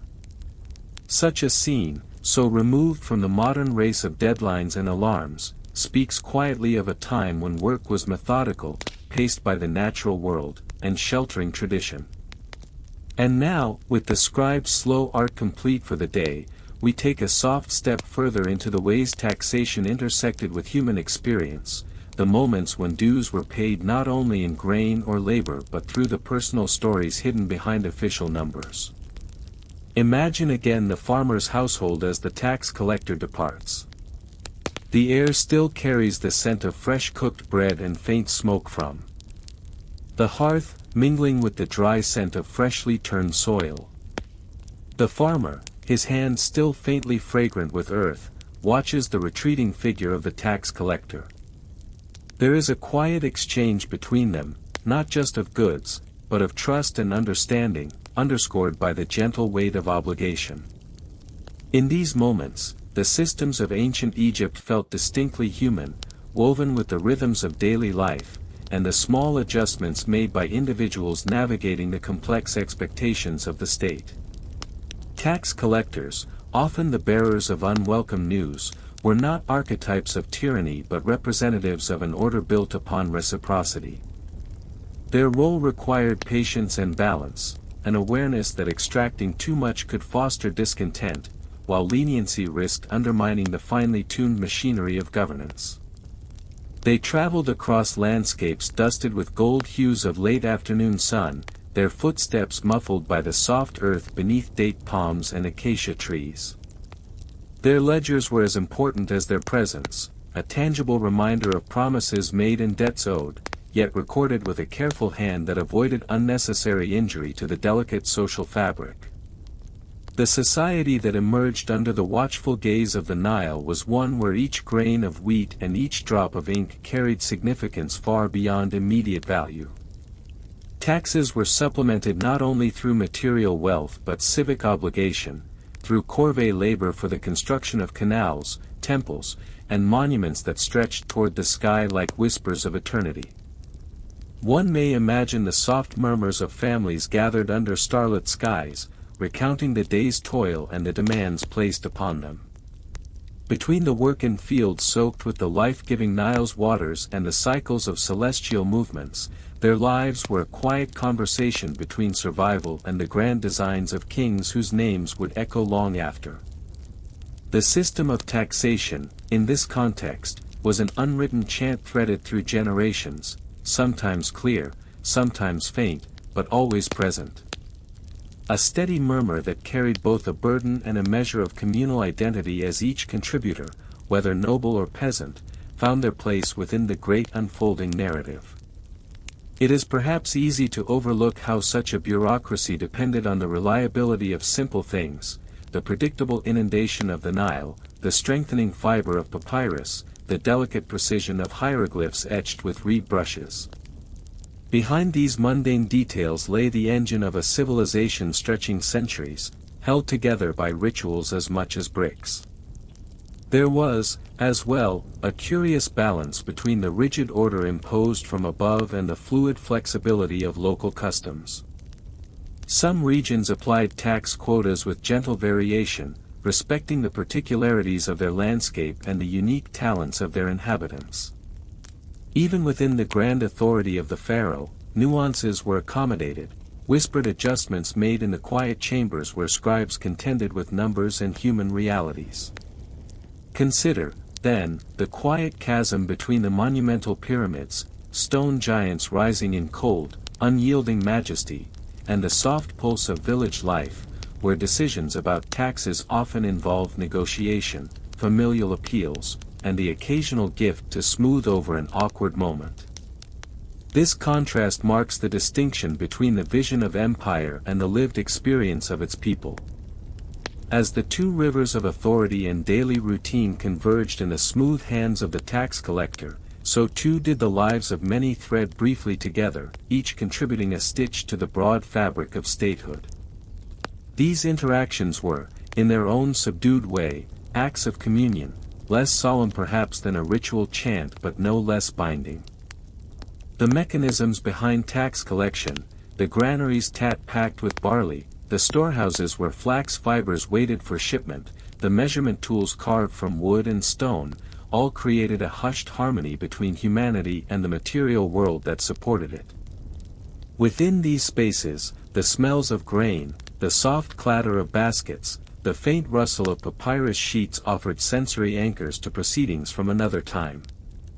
Even the climate, the sun's slow arc, the breeze that carried the scent of ripening melons, seemed attuned to this rhythm. A tax collection was not merely an extraction but a carefully timed event, nestled comfortably within the cycles of planting and harvest, lending an organic flow to what might otherwise seem the stark imposition of rule. It is both daunting and strangely comforting to imagine such a slow, deliberate passing of days, where each moment had its place, and every obligation was known and anticipated. The tax system was a quiet tide, as predictable as the Nile's floodwaters, rising and receding in time with the seasons and the stars. In understanding this, perhaps we can see how the tax collector was less an agent of hardship than a part of life's great rhythm, an indicator of prosperity, a gauge of collective strength, a reminder of the unseen interconnections that sustained the land and its people. And so, as the farmer would rest beside the flickering flame of an oil lamp, fatigue softening the lines of his sun-baked face, he might reflect on the day's exchange. The tax burden, though often heavy, was also a link in the long chain that connected his humble efforts to the shimmering grandeur of temples and palaces. One might pause here to consider the irony inherent in ancient taxation, that much like modern taxes, it could inspire sighs of resignation yet also contributed to the creation of wondrous things, monuments designed to outlast time, complex irrigation systems feeding countless hands, and a script that carries their stories beyond the sandstone. Indeed, reflecting on these ancient systems, one may draw parallels to the present day. The underlying principles of order, contribution, and communal care share a familiar thread that winds through the ages. While our calculators have replaced reed brushes, and digital ledgers stand where papyrus once rustled, the human dynamic remains. As your mind drifts deeper, let the slow, deliberate acts of ancient scribes and tax collectors soothe you. Their patient hands, their keen eyes, their careful tallies, all remind us that history is made not only by kings and conquerors but by those who quietly ensure the functioning of societies, day after day, season after season. Now, effortlessly, let us shift our gaze from the texture of grain sacks and the soft scratch of reed pens to the architecture of the tax system itself, a network as intricate as the veins on a papyrus leaf, spreading the obligations of many across the vast landscape of the Nile. The Egyptian administration, though bearing the weight of empire, avoided excessive complexity for its own sake. It was, after all, a system designed to reflect natural order and divine will. The pharaoh, considered a living god, was at the apex, and all beneath him contributed according to a divinely determined measure.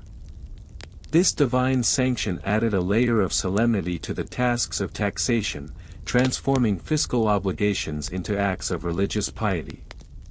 Paying dues was a gesture that echoed cosmic balance, restoring Ma'at, the principle of order that kept chaos at bay. Thus, tax collection served multiple purposes. It reinforced political power, fueled material needs, and maintained spiritual harmony.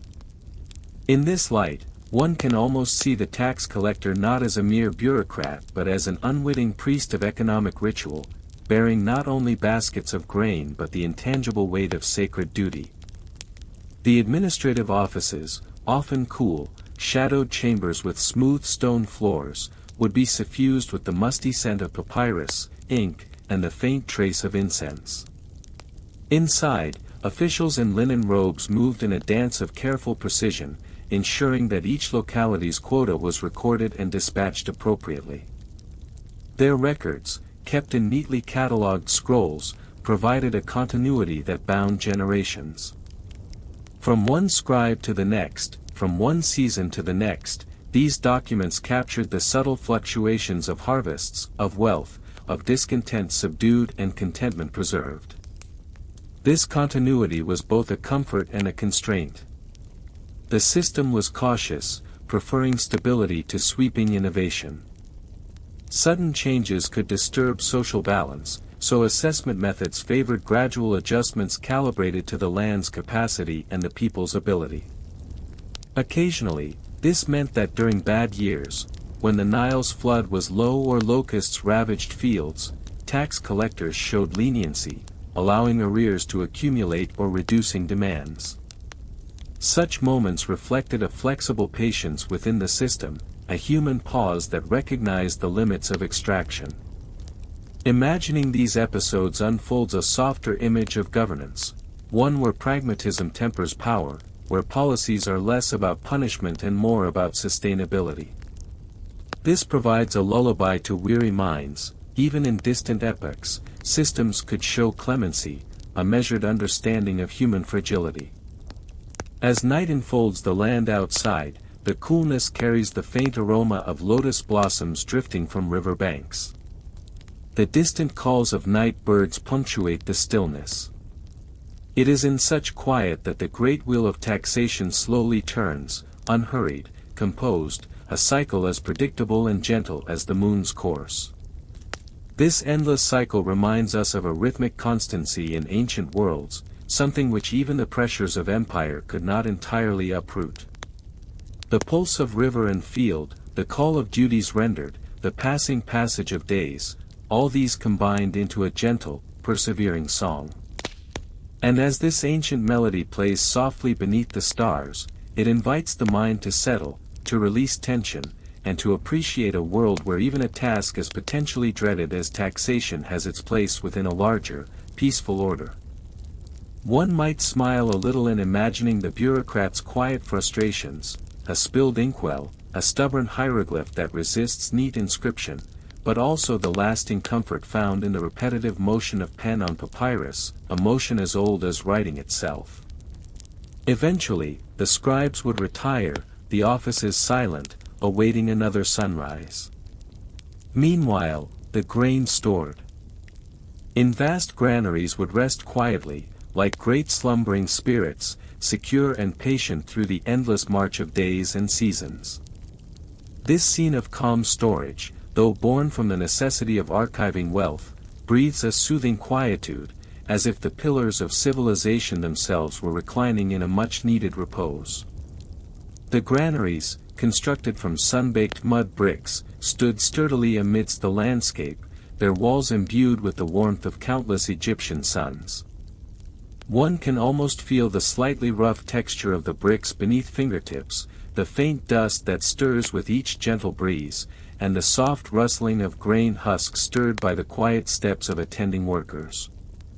The interiors were dim and cool, sheltering the harvest, their shadows cast by slender slits of light that danced with the slow movements of dust motes. This was a sanctuary for the fruits of the land, earthen treasures accumulated patiently through the tilling of soil and the bending of backs. It is worth noting how such storage was, in a way, a promise for the future, a trust that what was collected today would sustain the people through less fortunate times. The granary's silent assurance offered a dim but persistent glow of security, the gentle lull of preparedness which our modern minds might recognize as distinctly comforting. Even tax, a word that often conjures resistance, here becomes a soft, nearly tender gesture of survival. From the granaries, the story of taxation flowed naturally into the lives of many hands, those that dreamed of the bounties they had nurtured, those who measured produce with careful scales as the sun rose languidly over the horizon. Imagine the dawn light spilling across fields of golden wheat and deep rows of flax, the earth still moist from the night, and the farmer's steady footsteps following the same familiar pathways etched into the landscape by generations. These farmers, whose lives were inextricably intertwined with the seasons and the soil, often lived quietly under the ever-watchful presence of the state. Tax collectors, dressed in simple linen robes that swayed gently with the desert breeze, moved among them. Their presence was neither antagonistic nor exuberantly welcomed, it was recognized as part of the natural order, as certain and inevitable as the morning sun climbing the sky. Transactions unfolded softly. Measurements were taken with a gentle care, the sounds of balanced scales shifting on wooden beams harmonizing with the far-off murmur of water from the canals. The air carried faint scents, the faint aroma of baked bread cooling on windowsills, the rich, earthy scent of tilled earth, and a whisper of papyrus scrolls, crisp and unbent under the hands of scribes, awaiting their daily tallies. In these moments, taxation was less a burden and more an exchange, a measured part of a larger give and take. One can frame it as the subtle art of balancing plenty and scarcity, a dance choreographed by the rhythms of the Nile, the cycles of planting and harvest, and above all, patience. The patience of the land, of the people, and of the system that sought to bind them together.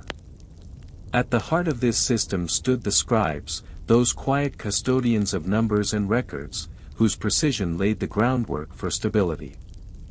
The scribe's quill moved with serene deliberation, each stroke on papyrus a soft scratching, like a modest song sung in whispering chambers. They noted the offerings from every district, grain, cattle, linen, beer, each carefully catalogued, numbered, and sealed within the administrative memory of their offices. It is tempting to think of scribes as mere clerks, but their role reached beyond paperwork. These gentle watchers of the fiscal flow held the keys to an orderly society, overseeing not just numbers but human stories woven into those figures, the sweat of fields, the laughter of markets, the quiet conversations shared in shaded courtyards. Their silent vigil ensured that the system remained balanced, mindful of humanity beneath its layers of bureaucracy. Occasionally, the system's apparent rigidity softened, as we have seen. There were days when scribes encountered discrepancies, when harvests fell short, or when floods veered from their accustomed generosity. In these moments, the human element shimmered through the inked records, adjustments made with an unspoken grace, arrears forgiven, and excesses moderated. This ability to temper severity with compassion speaks to a subtle wisdom within ancient governance. It reminds us that even a state as vast as Egypt's was, at its core, composed of individuals capable of understanding limitation and mercy. And so, the rolling wheel of taxation continued, marked by the gentle understanding that life's uncertainties demand flexibility. As the tributaries of the Nile carried life-giving waters to every corner of the land, so too did the channels of taxation carry resources toward the central repositories of power and sustenance. But beyond the immediate function of feeding the state's machinery and its priests, this flow buttressed the fabric of the Egyptian world. Taxes funded temples, those monumental structures whose columns reached skywards like the stretching limbs of papyrus reeds. At night, under starlit skies, one might imagine the faint flicker of oil lamps illuminating hieroglyphs, their fiery glow dancing gently upon carved stone. The temples not only honored divine beings but acted as centers for social gathering, education, and ritual, a hub of calm continuity in the otherwise unpredictable drama of life. The connection between tax collection and temple upkeep offers another layer of gentle complexity. In many ways, the tax was less a cold extraction and more a form of communal contribution to sacred life. In return, the temples provided spiritual reassurance and practical services, a symbiosis framed by reverence and routine. Yet, it would be remiss not to acknowledge that this system was not without its shadows. At times, tax collection could weigh on the shoulders of the common people, their labors stretched thin beneath the gaze of authority. The occasional burden of overassessment or the steady pressure of obligatory service must have been a quiet source of strain, a faint undercurrent amid the steady pulse of everyday life. However, the ancient Egyptians' reliance on measured administration, their emphasis on record-keeping and adaptation, suggests a persistent goal to avoid needless hardship. Here was a system aware of its own limits, gently reminding us that even in times long past, governance had to navigate the delicate balance of demand and care. As the cool night deepened into the stillness of early hours, the sounds of the village softened further, an owl's distant call, the slow murmur of the river against its banks, the faint creak of wooden doors settling into silence. Rest embraced the land like a comforting blanket, weaving a spell of serenity over the fields, the granaries, the temples, and the dwellings alike. Considering the world of ancient tax collectors, scribes, and farmers through this calming lens reveals not only the structures of administration but also the texture of daily existence, a realm where order met the rhythms of nature, where people found ways to cooperate within constraints, and where the cycles of labor and repose unfurled with patient regularity. When you finally drift into slumber tonight, consider the comfort of knowing that long before modern economy's complexities, there was a simple truth: those who govern and those who yield must, in some quiet fashion, live in harmony. This balance, as elusive and delicate as a lotus petal, fits softly into the vast narrative of human experience. And in the gentle cradle of such reflections, it's worth noting that despite the impressions we may have of ancient bureaucracy, not every tax collector was an insufferable character with quill in hand. Some, perhaps, were just people trying to avoid paper cuts. May your dreams be lighter than their paperwork. Letting the mind rest gently on these slow moments, we can now, with no haste, consider another facet of ancient Egyptian taxation, the role of labor or corvée, that quiet obligation woven into the fabric of service, neither quite tax nor quite gift, but a blend that, much like the Nile's waters, nourished the state in a way both tangible and enduring. Corvée labor moved at the unhurried rhythm of seasons and state needs. Imagine groups of workers gathering by the riverbanks, their simple tools catching the soft light of dawn. Hands calloused but steady, backs bent with practiced endurance, their footsteps syncing with the natural hum of life in the fields or on construction sites. The sound of muted voices, the measured fall of shovel into earth, the distant creak of wooden sled sliding over wet sand, all melded into a background score both functional and soothing. This labor was a shared responsibility, a collective breath taken alongside the river's rise and fall. While surely it demanded effort, it was also an expression of communal participation in the great dance of civilization. The same hands that tended personal plots might be called upon to erect monuments or maintain irrigation channels. This duality carried a quiet dignity, giving to the system not just in measured grain but in sweat and presence.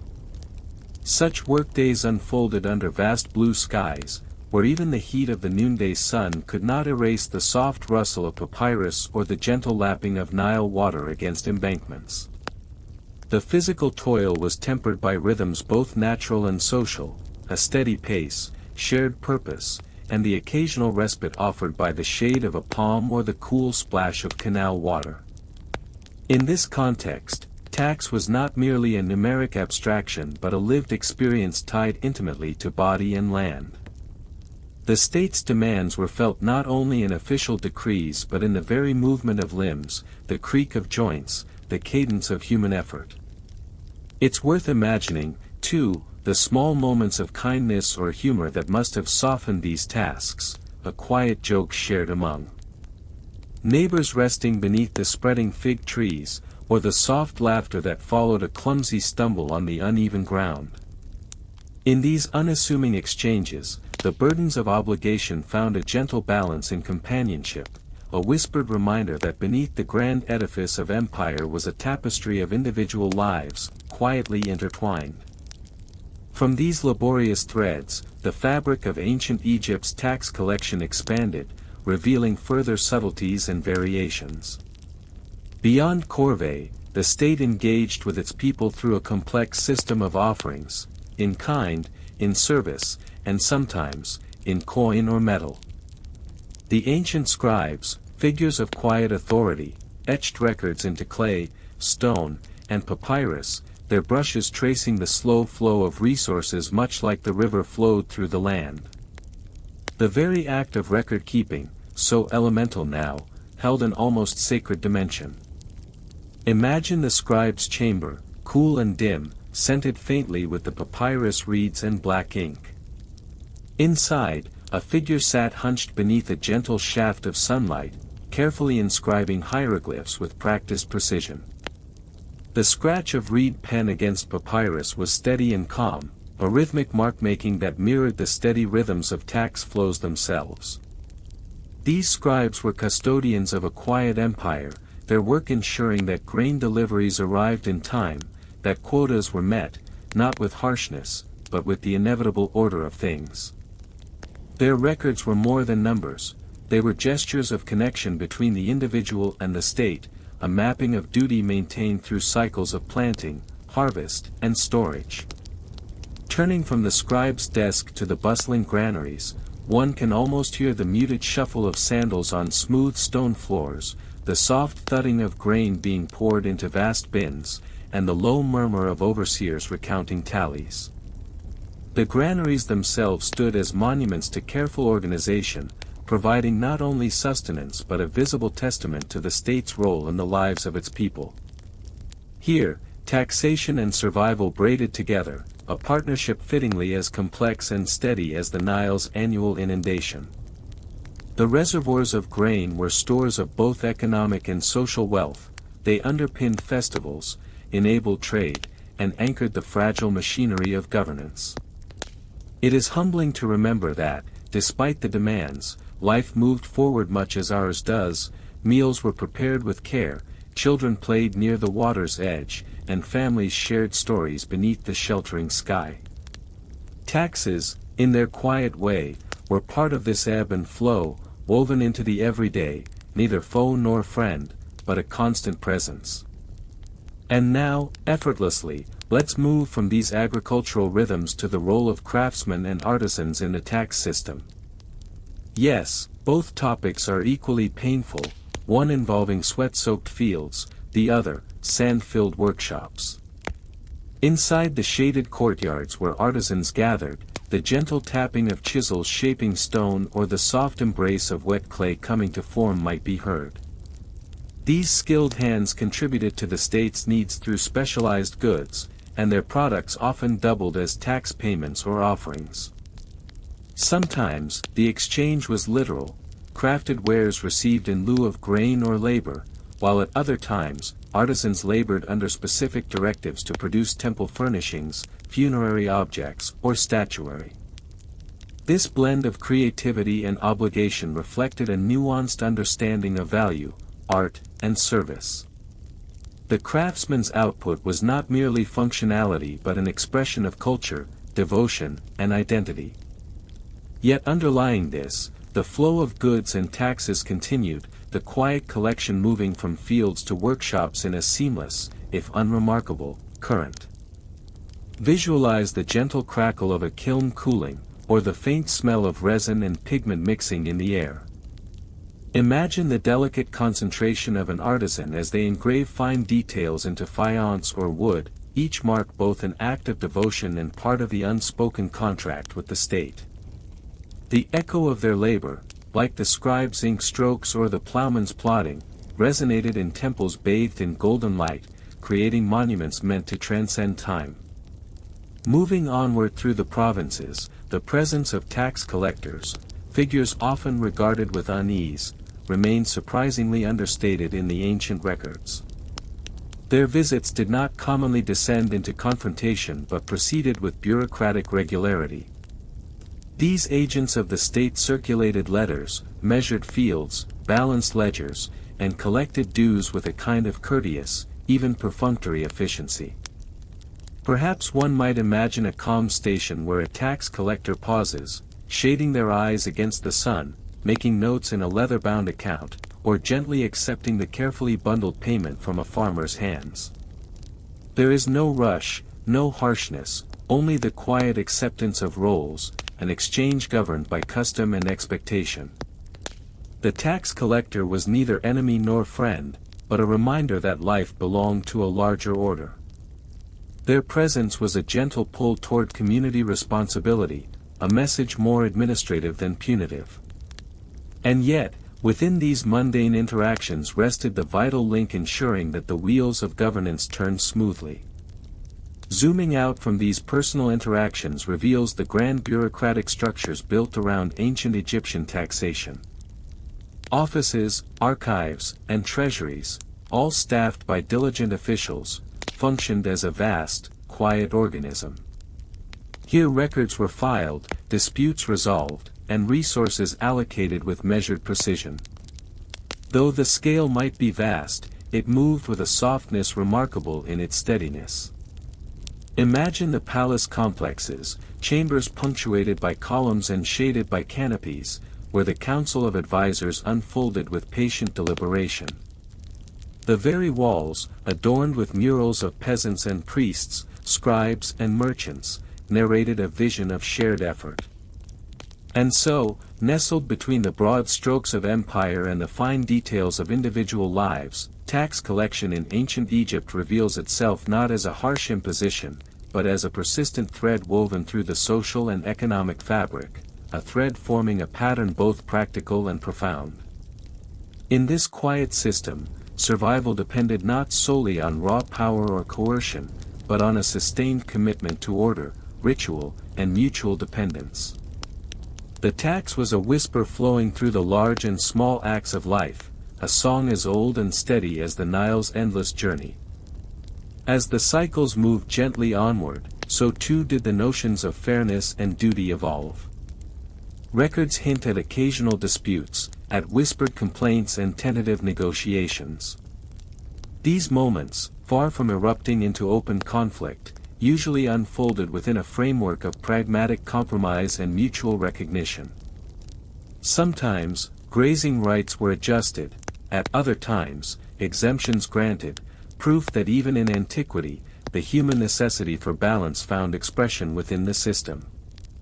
To rest now upon this understanding is to imagine entering a world that, while distant and different, shares a fundamental rhythm with our own. Imagine the cool night air settling over the fields, the stars slowly emerging with a soft, unhurried glow, and the knowledge that another day's toil, another cycle of service and harvest, lies ahead. When you fall asleep tonight, remember that you live in the era of blankets, electric lights, and food that appears with little fuss. That already makes you happier than most people in history. And if taxes ever feel overwhelming, just remind yourself, at least your tax collector is unlikely to ask you for a bag of barley or a day spent building a pyramid. That's some comfort to carry into dreams. And as we gently leave behind those cool fields kissed by the Nile's evening mist, let us drift deeper into the labyrinth of ancient Egyptian tax collection, where the quiet hands of scribes kept tally and the rhythms of calculation moved like the measured passage of the sun across the sky. This realm is one not of sudden shocks, but of steady, deliberate progress, where each census, each scroll, each carved inscription held the weight of an unspoken promise, that order, however intricate or burdensome, was the foundation of life's continuing flow. Picture, if you will, the practical enormity of such a task. The ancient Egyptian state, vast and multifaceted, spanned a land folded into the fingers of the Nile, long and fertile, yet unforgiving when the rhythms faltered. Census takers, their sandals soft on dusty paths, ventured village by village, recording the names and numbers of people once again, a ritual repeated like the turning of the seasons. These censuses were more than mere statistics, they were living documents, breathing reflections of the population's health, labor, and resources, a census not only of bodies but of potential, of what the land could yield and the people could provide. And within this, the tax collectors performed their roles, not as harsh overlords banging doors and waving sticks, but as part of a machinery both methodical and measured. They were carriers of authority but also bearers of tradition, their transactions often sealed by the careful strokes of the scribe's reed pen on papyrus, ink blotting slowly, shapes forming amidst the dusty light. The ledger was a sacred object, it recorded more than numbers but the threads of society's tapestry. From this led the collection of tribute, often in the form of grain, woven delicately into the fabric of daily life. In a world where coinage as we know it had yet to root itself firmly, goods and services were the currency of routine exchange. Imagine the cool weight of grains being poured slowly into a measuring vessel, the fine volume whispering age-old promises of sustenance, tax paid in kind. The harvest, the bounty of the earth, shaped not only the people's survival but the state's strength. Grain was stored carefully, overseen by officials whose meticulous inventories prevented spoilage and loss, an ancient refrigerator of sorts, though less effortless and more hands-on. And there was nothing purely mechanical or uncaring about these exchanges. The tax collection system was wrapped in ritual, ceremonies marked the timing of payments, and signatures were not simply names but symbols of trust and acknowledgement. The very act of rendering tribute was a performative dance linking subject to sovereign, earth to sky, man to God. The tempered Mediterranean sun warmed the backs of those who brought their offerings forward, while lingering pranks and low murmurs may have threaded human warmth and familiarity through what could otherwise have been austere transactions. At times, grains were not the only form of tribute. Animal labor, oxen and donkeys, were enlisted to transport goods, to till fields, to serve the greater economic cause. Their steady, patient plodding echoed the relentlessness of duty, a soft rhythm beneath the chatter of city streets and the wide expanse of farmland. There were days when the state requested labor instead of goods, incurable in its demands but tempered by customs that carefully balanced the burden. And now, to drift gently into a neighboring aspect, the role of the temple estates in the tax system. The temples themselves were not merely places of worship but formidable landowners, managers of extensive tracts of fertile land and considerable human resources. Tax collection often blurred with temple accounting, as these sacred sites gathered offerings and levies that funded their religious functions and sustained their communities. Each hieroglyph carved into stone, each painted scene within temple walls, celebrated an ordered cosmos, a world where humans contributed dutifully to the divine order. Temple scribes, a class apart, steeped in learning and ritual, managed vast and complex accounts. Here, papyri thick with calculations and inventories were stacked amidst the incense and flickering shadows cast by oil lamps. Their work, meticulous and quiet, was the subtle heartbeat of an economy that never truly paused, even as the priests chanted or communes approached seasonal festivals. Occasionally, disputes emerged over the intricate boundaries between temple privilege and state requirement. Sometimes a farmer might feel the weight of expectations doubly imposed, by local authorities and by the temple's own insistent hand. Yet records show these tensions often found serene resolution, a testament to the practical wisdom embedded in the system.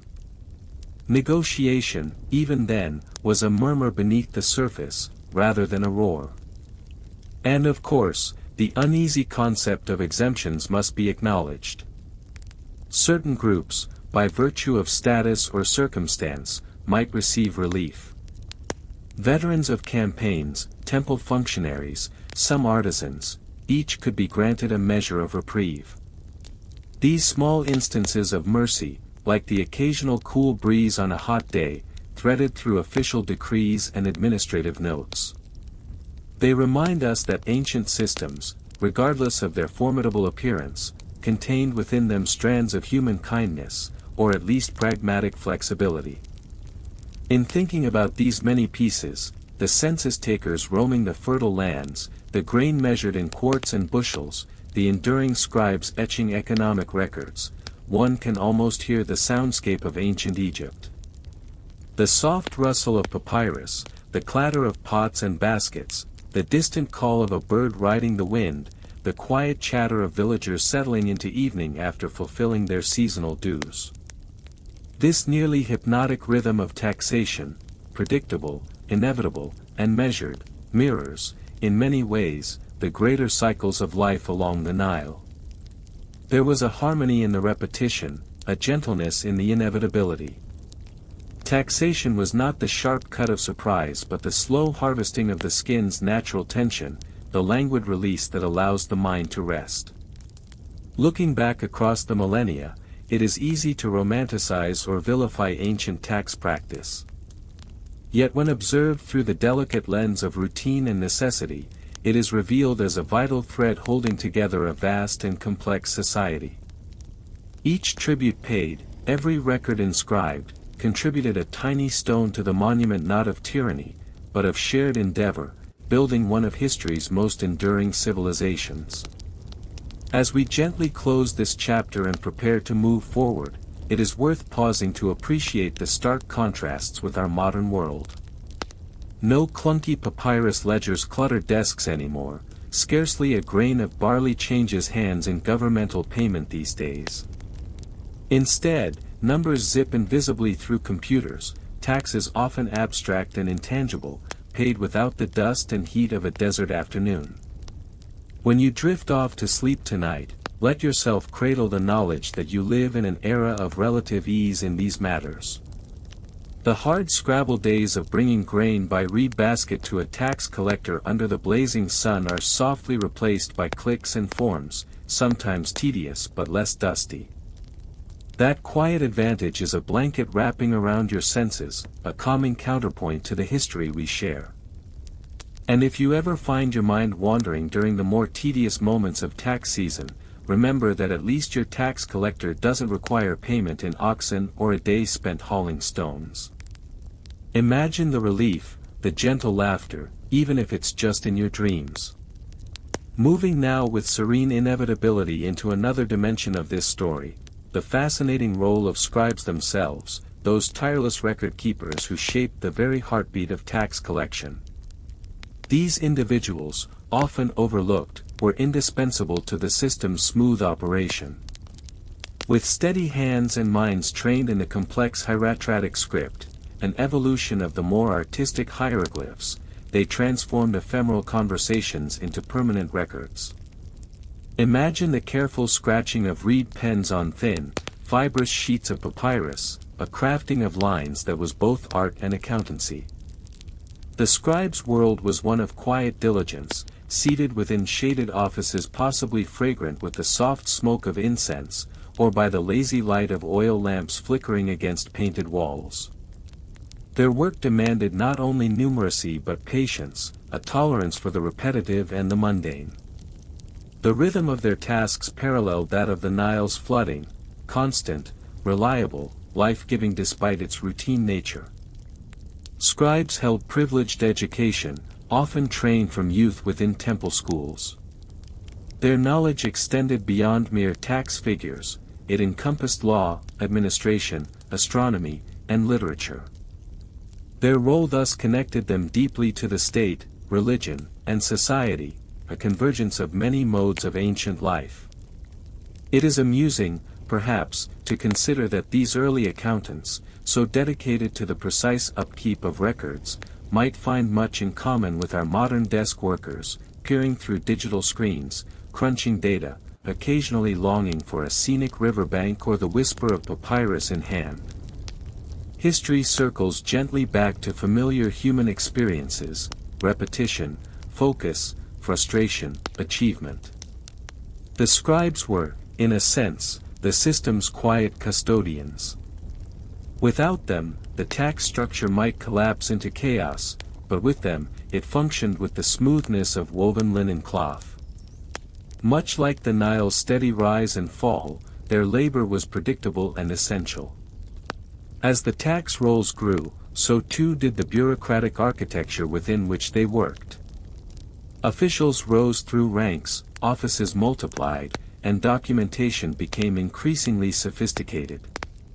Some scrolls detailed not only taxes owed but verdicts on disputes, special exemptions, and even notes on the odd occasion of defiance. These fragments enrich our understanding with hints of human nature's constancy, complaints, negotiations, and adaptations. Resting in the knowledge of this intricate yet subdued machinery, one is comforted by the reminder that systems lie not only in force, are woven together with threads of human habit, patience, and occasional quiet irritation. The tax system in ancient Egypt, with its steady pulse, reminds us that order and commerce rely as much on mundane persistence as on great events.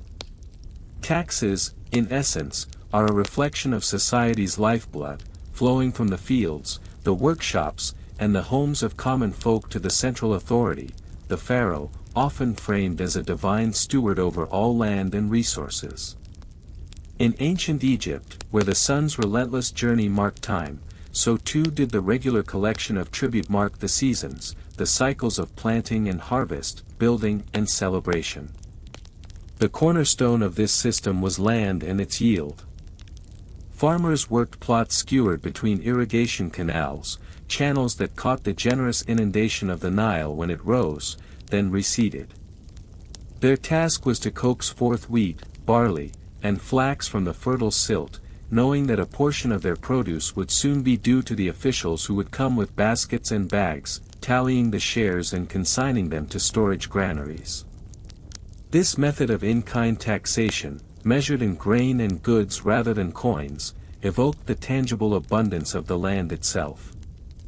Grain, after all, was more than food, it was currency, currency that could be stored, traded, and used to feed those who served in temples, armies, and administration. Imagine the smell of musty granaries, heavy with the earthy scent of dust and harvest, an aroma forever tied to sustenance and obligation. Tax collectors had to be prudent and methodical. Their visits to villages, often anticipated with a mixture of resignation and hope for exemption, were exercises in patience and quiet negotiation.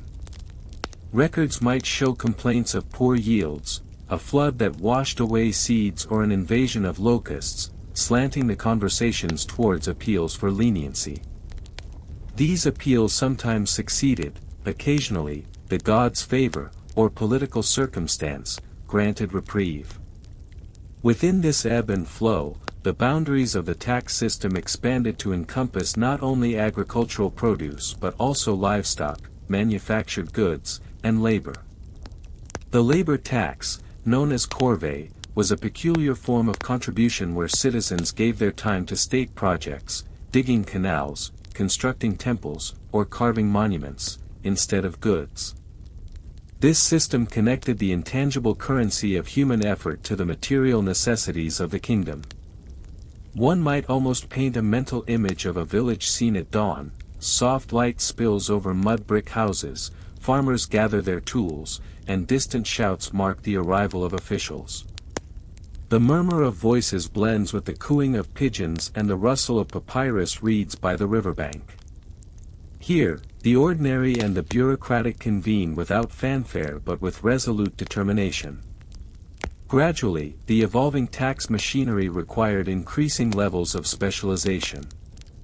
Scribes not only recorded but audited, supervisors reviewed collections and maintained order.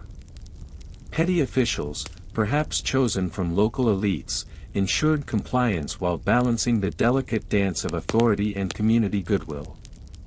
To resist taxation was a risky endeavor, one that could result in fines or harsher penalties, but it was also a common human impulse.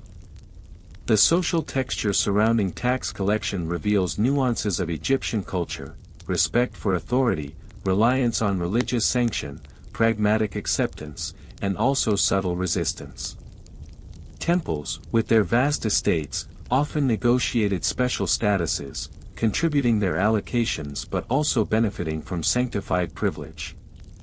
Pharaoh, as the living god, symbolized ultimate authority, yet beneath that figure lay networks of human relationships, transactions, and occasional grudges. Through the centuries, as dynasties rose and waned, these systems subtly altered. New pharaohs introduced reforms or reasserted old laws. Some periods saw meticulous reinforcement of tax collection, while others lapsed into neglect or chaos, reminding us gently that the machinery of state relies on people who are, after all, fallible. One may find a certain sleepy comfort in such reflections. This grand mechanism, created by many hands over time, faced the fluctuation and fragility of human endeavor but persisted nonetheless. The rolling fields of Egypt and its cautious scribes remind us that civilizations grow not only from sudden shifts but from the slow turning of everyday wheels. It is worth imagining the quiet notes jotted down on papyrus during evening shadows, with lanterns guttering and crickets chirping outside, where a scribe recorded the day's collections, aware that this small act bound farmer and pharaoh in a shared narrative of survival and obligation. Moving now from the steady pace of grain levies to the subtler, if perhaps no less impactful, realm of goods and trade, the taxation system in ancient Egypt also touched upon artisans and merchants. These individuals, crafting pottery, textiles, and jewelry, contributed to the kingdom's wealth in ways less immediately visible than the fields but equally vital. Taxation here shifted from the tangible heft of grain to measures of production and commercial exchange. Imagine a workshop filled with the rhythmic tapping of chisels on stone, the soft weaving of flax fibers into cloth, or the delicate embossing of gold leaf.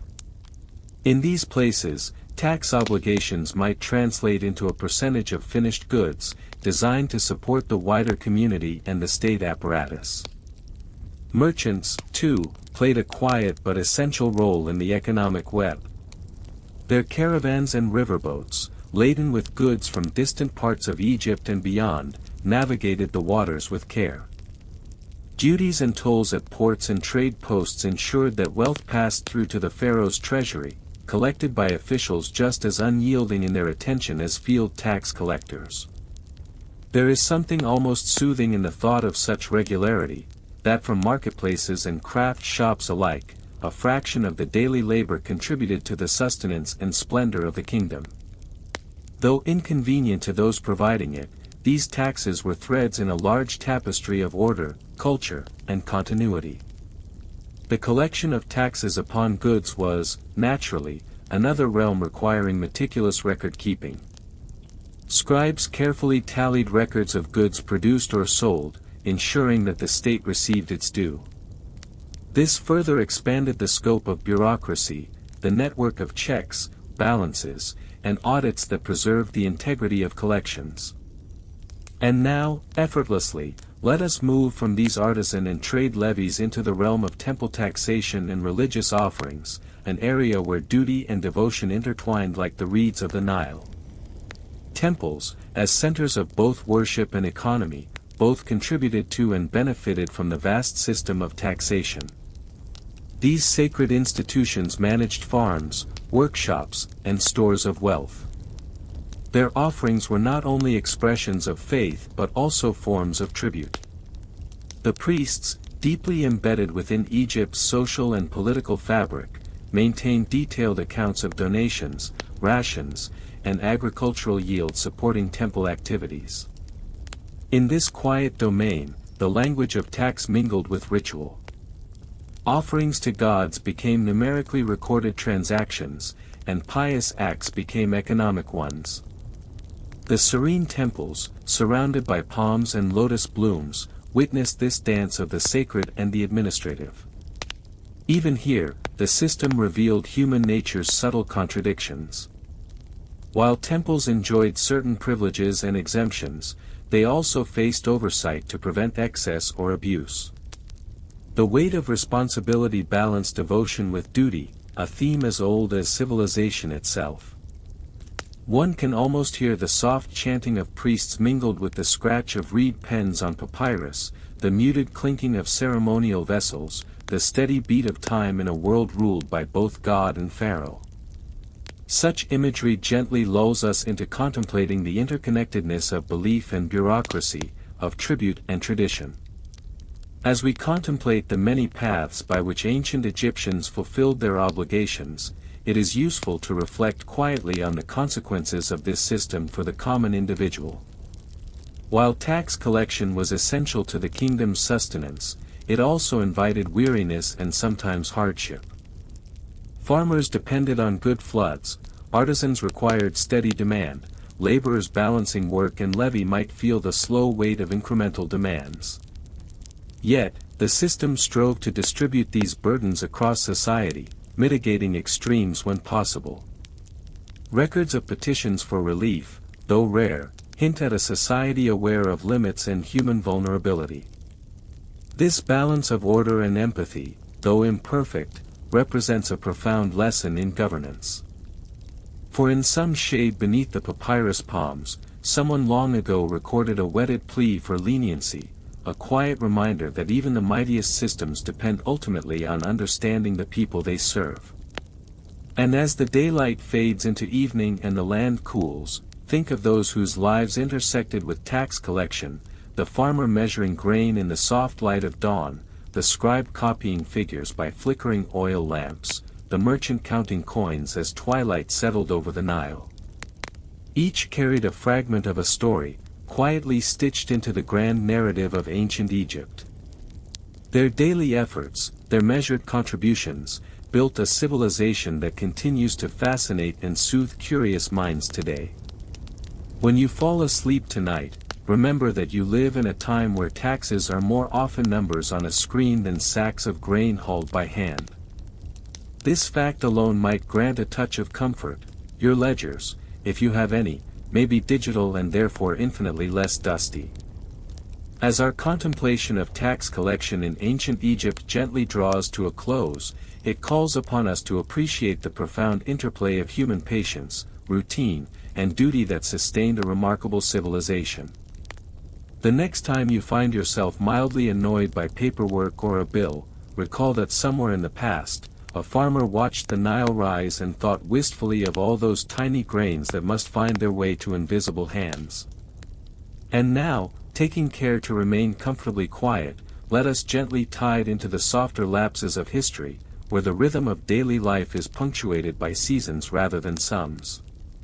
Taxes were but one current, flowing through ancient Egypt's vast tapestry, touching the fields and marketplaces, temples and workshops. To understand its nuances, we must ease into the more subtle aspects of economic life, where the murmurs of riverside markets and the hushed counting of livestock merge with the passage of time, weaving a steady, unassuming chorus. Imagine a marketplace in a small town by the Nile, early morning mist still clinging to the palm fronds. Here, traders spread their goods on woven mats, jars of honey, bundles of flax, freshly caught fish, and a variety of grains. The rhythmic clinking of small metal weights used to measure gold dust mingles with low voices discussing prices.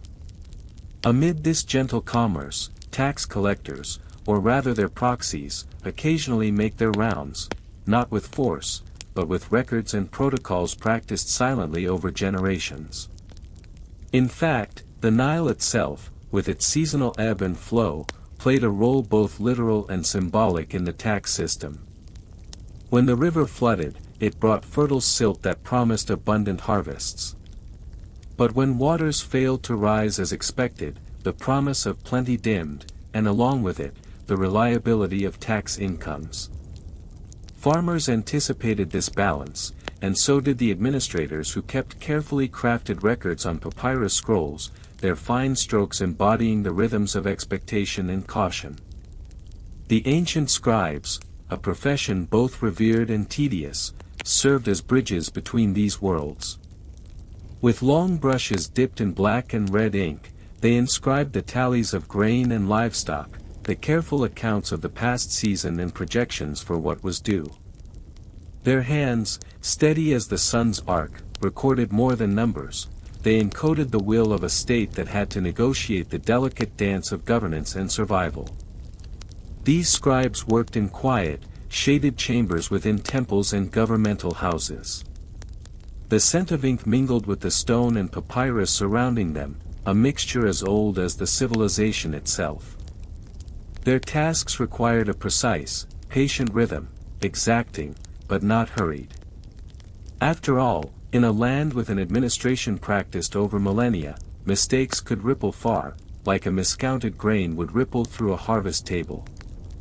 It is here, in the whispering shadows of these chambers, that we glimpse a quieter, more human face of tax collection, not fans waving decrees, but ink-stained fingers translating the endless arithmetic of life into a form legible to those who managed the vast realms of ancient Egypt. From these chambers, the flow returned to the villagers and farmers, who measured contributions not in coins alone but in tangible goods, barley and emmer wheat, cattle and flax, beer and labor on royal construction projects. These in-kind taxes were part of a living, breathing economy where wealth was expressed in the tangible, the sensory, the warm, musty scent of freshly harvested grain, the crackling sound of stalks breaking underfoot, the cool, damp feel of mud bricks pressed for temple walls. This system, grounded in the physical reality of the people's lives, also bore the marks of adaptation. During times of plenty, more might be expected, grain for granaries and temples, labor for monumental statues.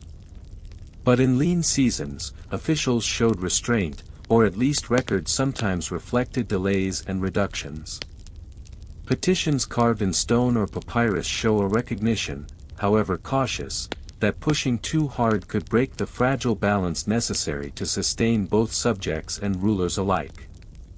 The dual role of taxes, as both a burden and a contribution to the community, finds no better expression than in the service obligations tied to them.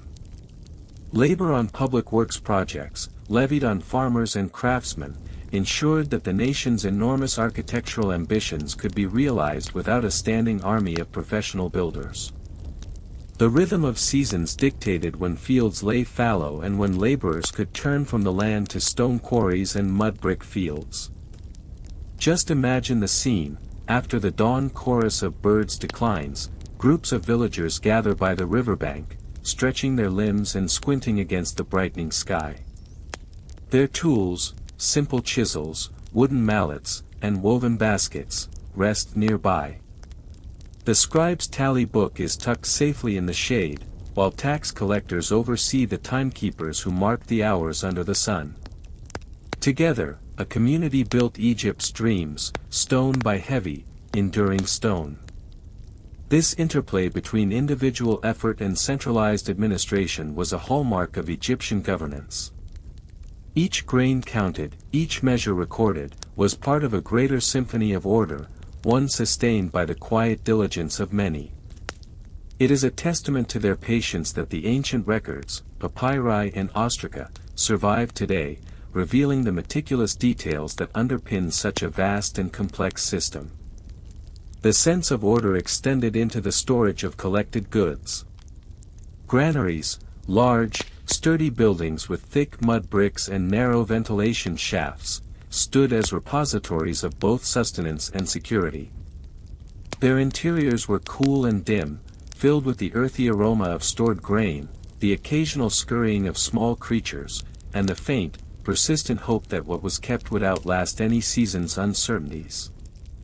Inside these granaries, overseers recorded arrivals and distributions, their careful calculations ensuring that the flow of resources supported both local consumption and the state's broader needs.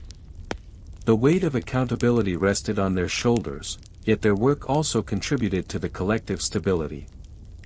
In some ways, these storage houses were symbols of a social contract, the understanding that what was gathered and held in trust would serve the many as well as the few.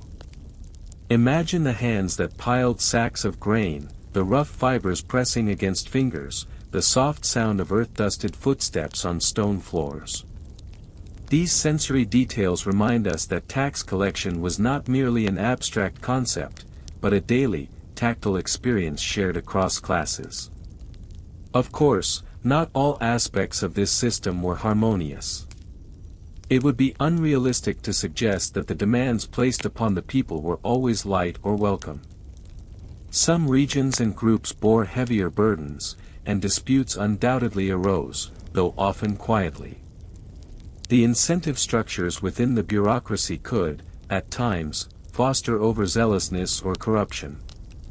Yet, the evidence suggests that even these human imperfections were offset by a deeply ingrained cultural respect for balance and fairness, embedded in the very principles upon which Egyptian governance rested. It is here that the figure of the central authority, the pharaoh, remains a distant, majestic presence. From the sun-drenched palatial walls, decrees were issued and ideals proclaimed. The pharaoh, seen as a living god, was charged with maintaining Ma'at, the principle of truth, balance, and order. Taxes were not merely economic necessity, they were a sacred duty, a reflection of cosmic harmony. This belief transformed grain and labor into acts of piety, of service not just to the state, but to the divine order itself. Such lofty ideas remind us gently that while the mechanics of taxation could feel burdensome, they were situated within a worldview that gave them meaning beyond mere obligation. In this light, a sack of grain handed over at the temple granary was also a whisper of faith, a link between heaven and earth, and a gesture of hope for a steady, ordered future. Carrying this thought forward, one might imagine the cycles of the Nile as both literal and metaphorical, reflecting the timeless turning of duties, seasons, and governance. The steady pulse of administrations, scribes, farmers, and overseers, all moving in concert, created a rhythm that sustained a civilization through immeasurable spans of time. When reflecting upon the daily lives entwined with tax collection, we find comfort in the shared human experience, the patience of counting grains, the routine of inscribing tallies, the muted sounds of communal labor. These moments, though small and often unnoticed, bound communities together in a web of responsibility and care. For those who now rest comfortably in their beds, far removed from the mud and dust of ancient fields, this ancient system offers a quiet meditation on the endurance of human endeavor. And it bears remembering, while taxes in our era might invoke a sigh, at least there is seldom a need to haul sacks along winding paths under the midday sun. The ancient Egyptians' patience, their acceptance of slow, measured burdens, and their belief in the necessity of order remind us gently that hardship, however persistent, was met with resilience and ritual. And perhaps that is the true comfort to carry into tonight's slumber, the thought that the world has always found a way to balance toil with hope. And now, effortlessly, let us move from the grain-filled granaries of ancient Egypt to the quieter realm of record-keeping and the role of written documents in supporting these systems. Yes, both topics are equally exciting if your idea of excitement leans toward the soft rustle of papyrus and the careful stroke of reed brushes. The invention of writing, specifically hieroglyphs and later hieratic script, provided a delicate framework for administration. Words inscribed on papyrus not only codified obligations but also preserved memory. Imagine the gentle crispness of the papyrus beneath touch, the dark ink spreading smoothly as the scribe's brush flowed, an ancient kind of lullaby for the bureaucracy. This writing wasn't just functional, it was imbued with artfulness. The pictorial nature of hieroglyphs gave form to ideas, breathing life into accounts and decrees.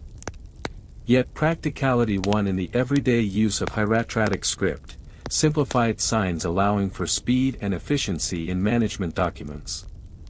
The script's fluid strokes, designed for reed pens, could be as calming as the Nile's own flowing waters.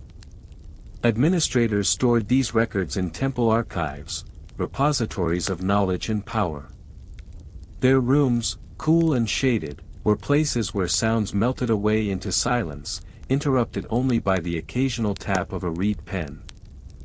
And the soft shuffle of papyrus sheets turning, a quiet orchestration of order amid an ancient world that might otherwise seem wildly untethered. These records, meticulously maintained, served as the backbone of governance. They chronicled the yield of fields, the dues paid by artisans, the movements of livestock, and the levies exacted on produce. Each entry was a thread in a vast, interwoven tapestry of accountability. Think of it as an ancient balancing act, where numbers and symbols tiptoed across surfaces, whispering stories of wealth and obligation. The presence of scribes was central to this delicate dance. They were the custodians of knowledge, and their training was both arduous and prolonged. From a young age, they mastered the subtle variations of pictographs and cursive strokes, much like a musician perfecting scales in a quiet morning practice. Their role required not only precision but calm endurance, a slow, steady craft not unlike the labor and patience of the tax collectors who relied on them. One can imagine the smooth glide of the reed across papyrus, each character formed with thoughtfulness, the slight scratch of the brush catching the light as it moved. It was a sensuous rhythm combined with mental discipline, a gentle ritual that connected scribe to state.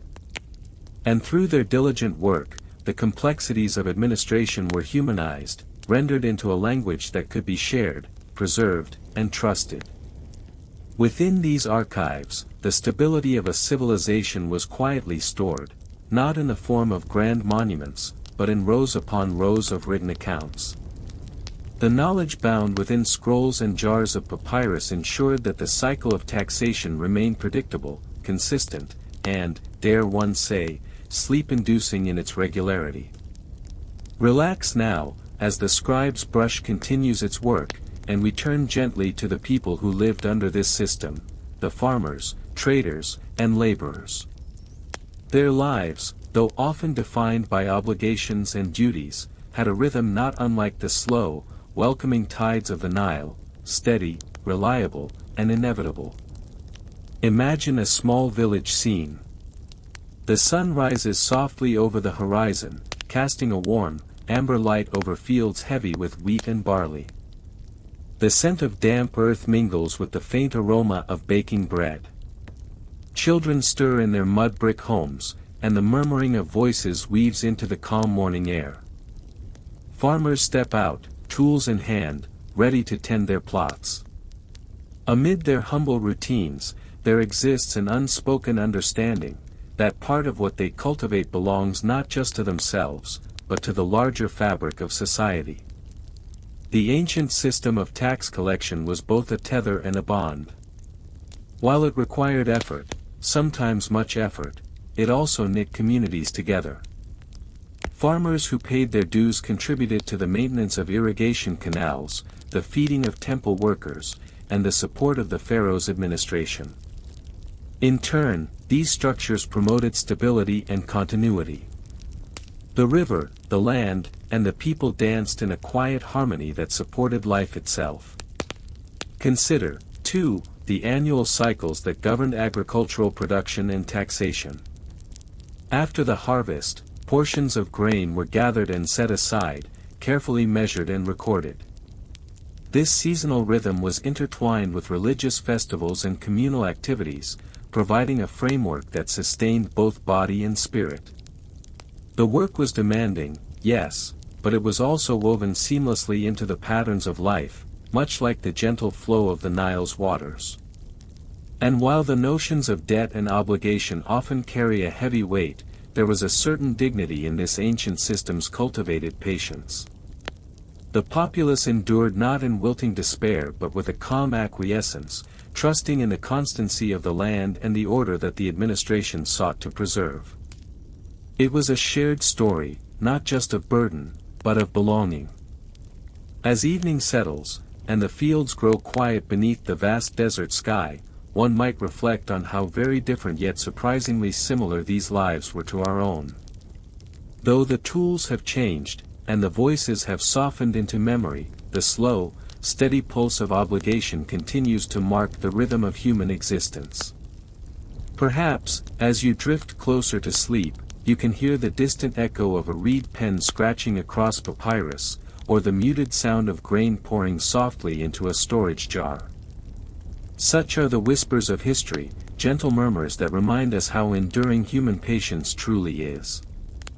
And now, from the inscrutable quiet of written records and patient villagers, let us recline into the even quieter, more shadowed roles of officials, the tax collectors themselves.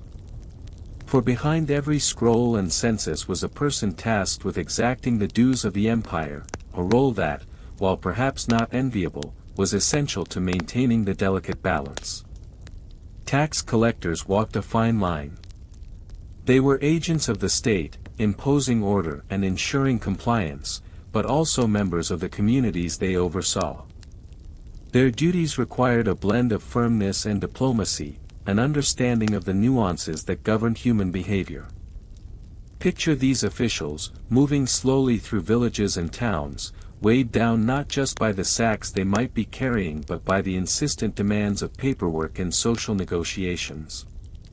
Their presence was marked not by loud proclamations but by a quiet authority. They measured, recorded, and collected with methodical precision. Each interaction was a quiet negotiation, a dance of words and gestures framed within the soft light of collapsing shadows across desert homes. Even so, their role was not without its tensions. After all, the nature of taxation is rarely met with unreserved enthusiasm. But within these moments of interaction, there was an unspoken understanding.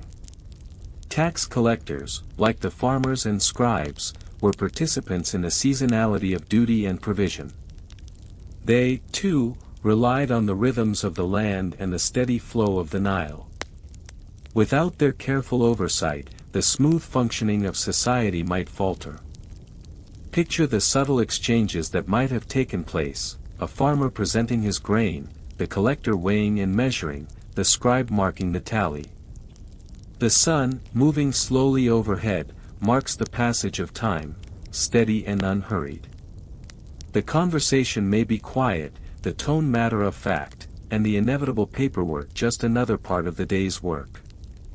It is worth reflecting on the patience demanded of all parties, the farmer accommodating the state's demands, the tax collector exercising restraint, and the scribe capturing every detail with exacting care. In these small acts, a vast system found its breath and rhythm. To imagine their lives is to gaze upon a tableau of ordered persistence, a quiet symphony of labor and record. The burdens of tax collection, while real, were tempered by the steady pulse of custom and circumstance. These ancient roles remind us that human society, however complex and layered, has long depended on gentle endurance and measured commitment.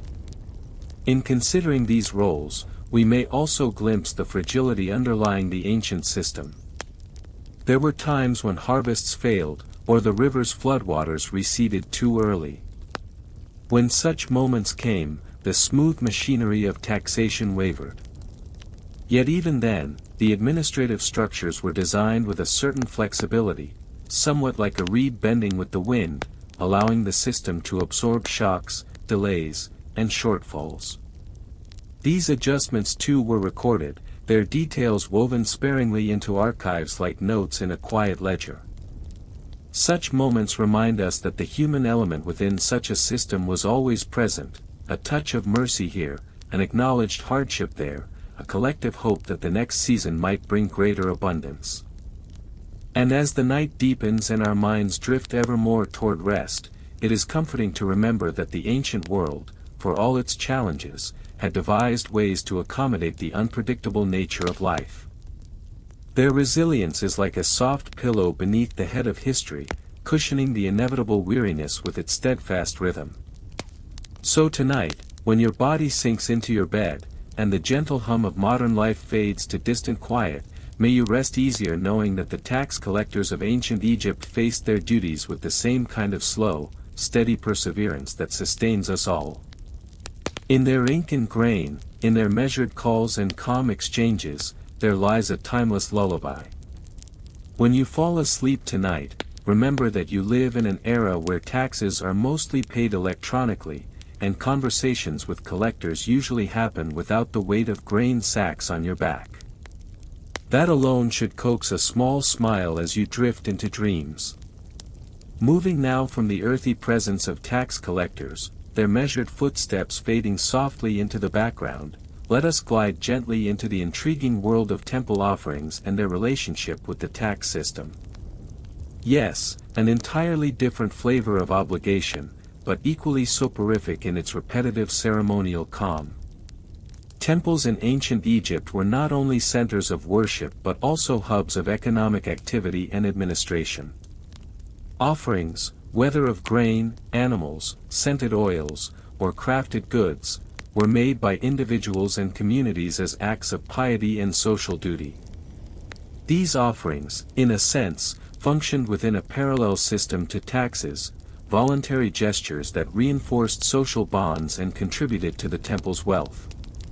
Imagine the cool shade of a temple courtyard, dappled with flickers of golden light filtering through high columns.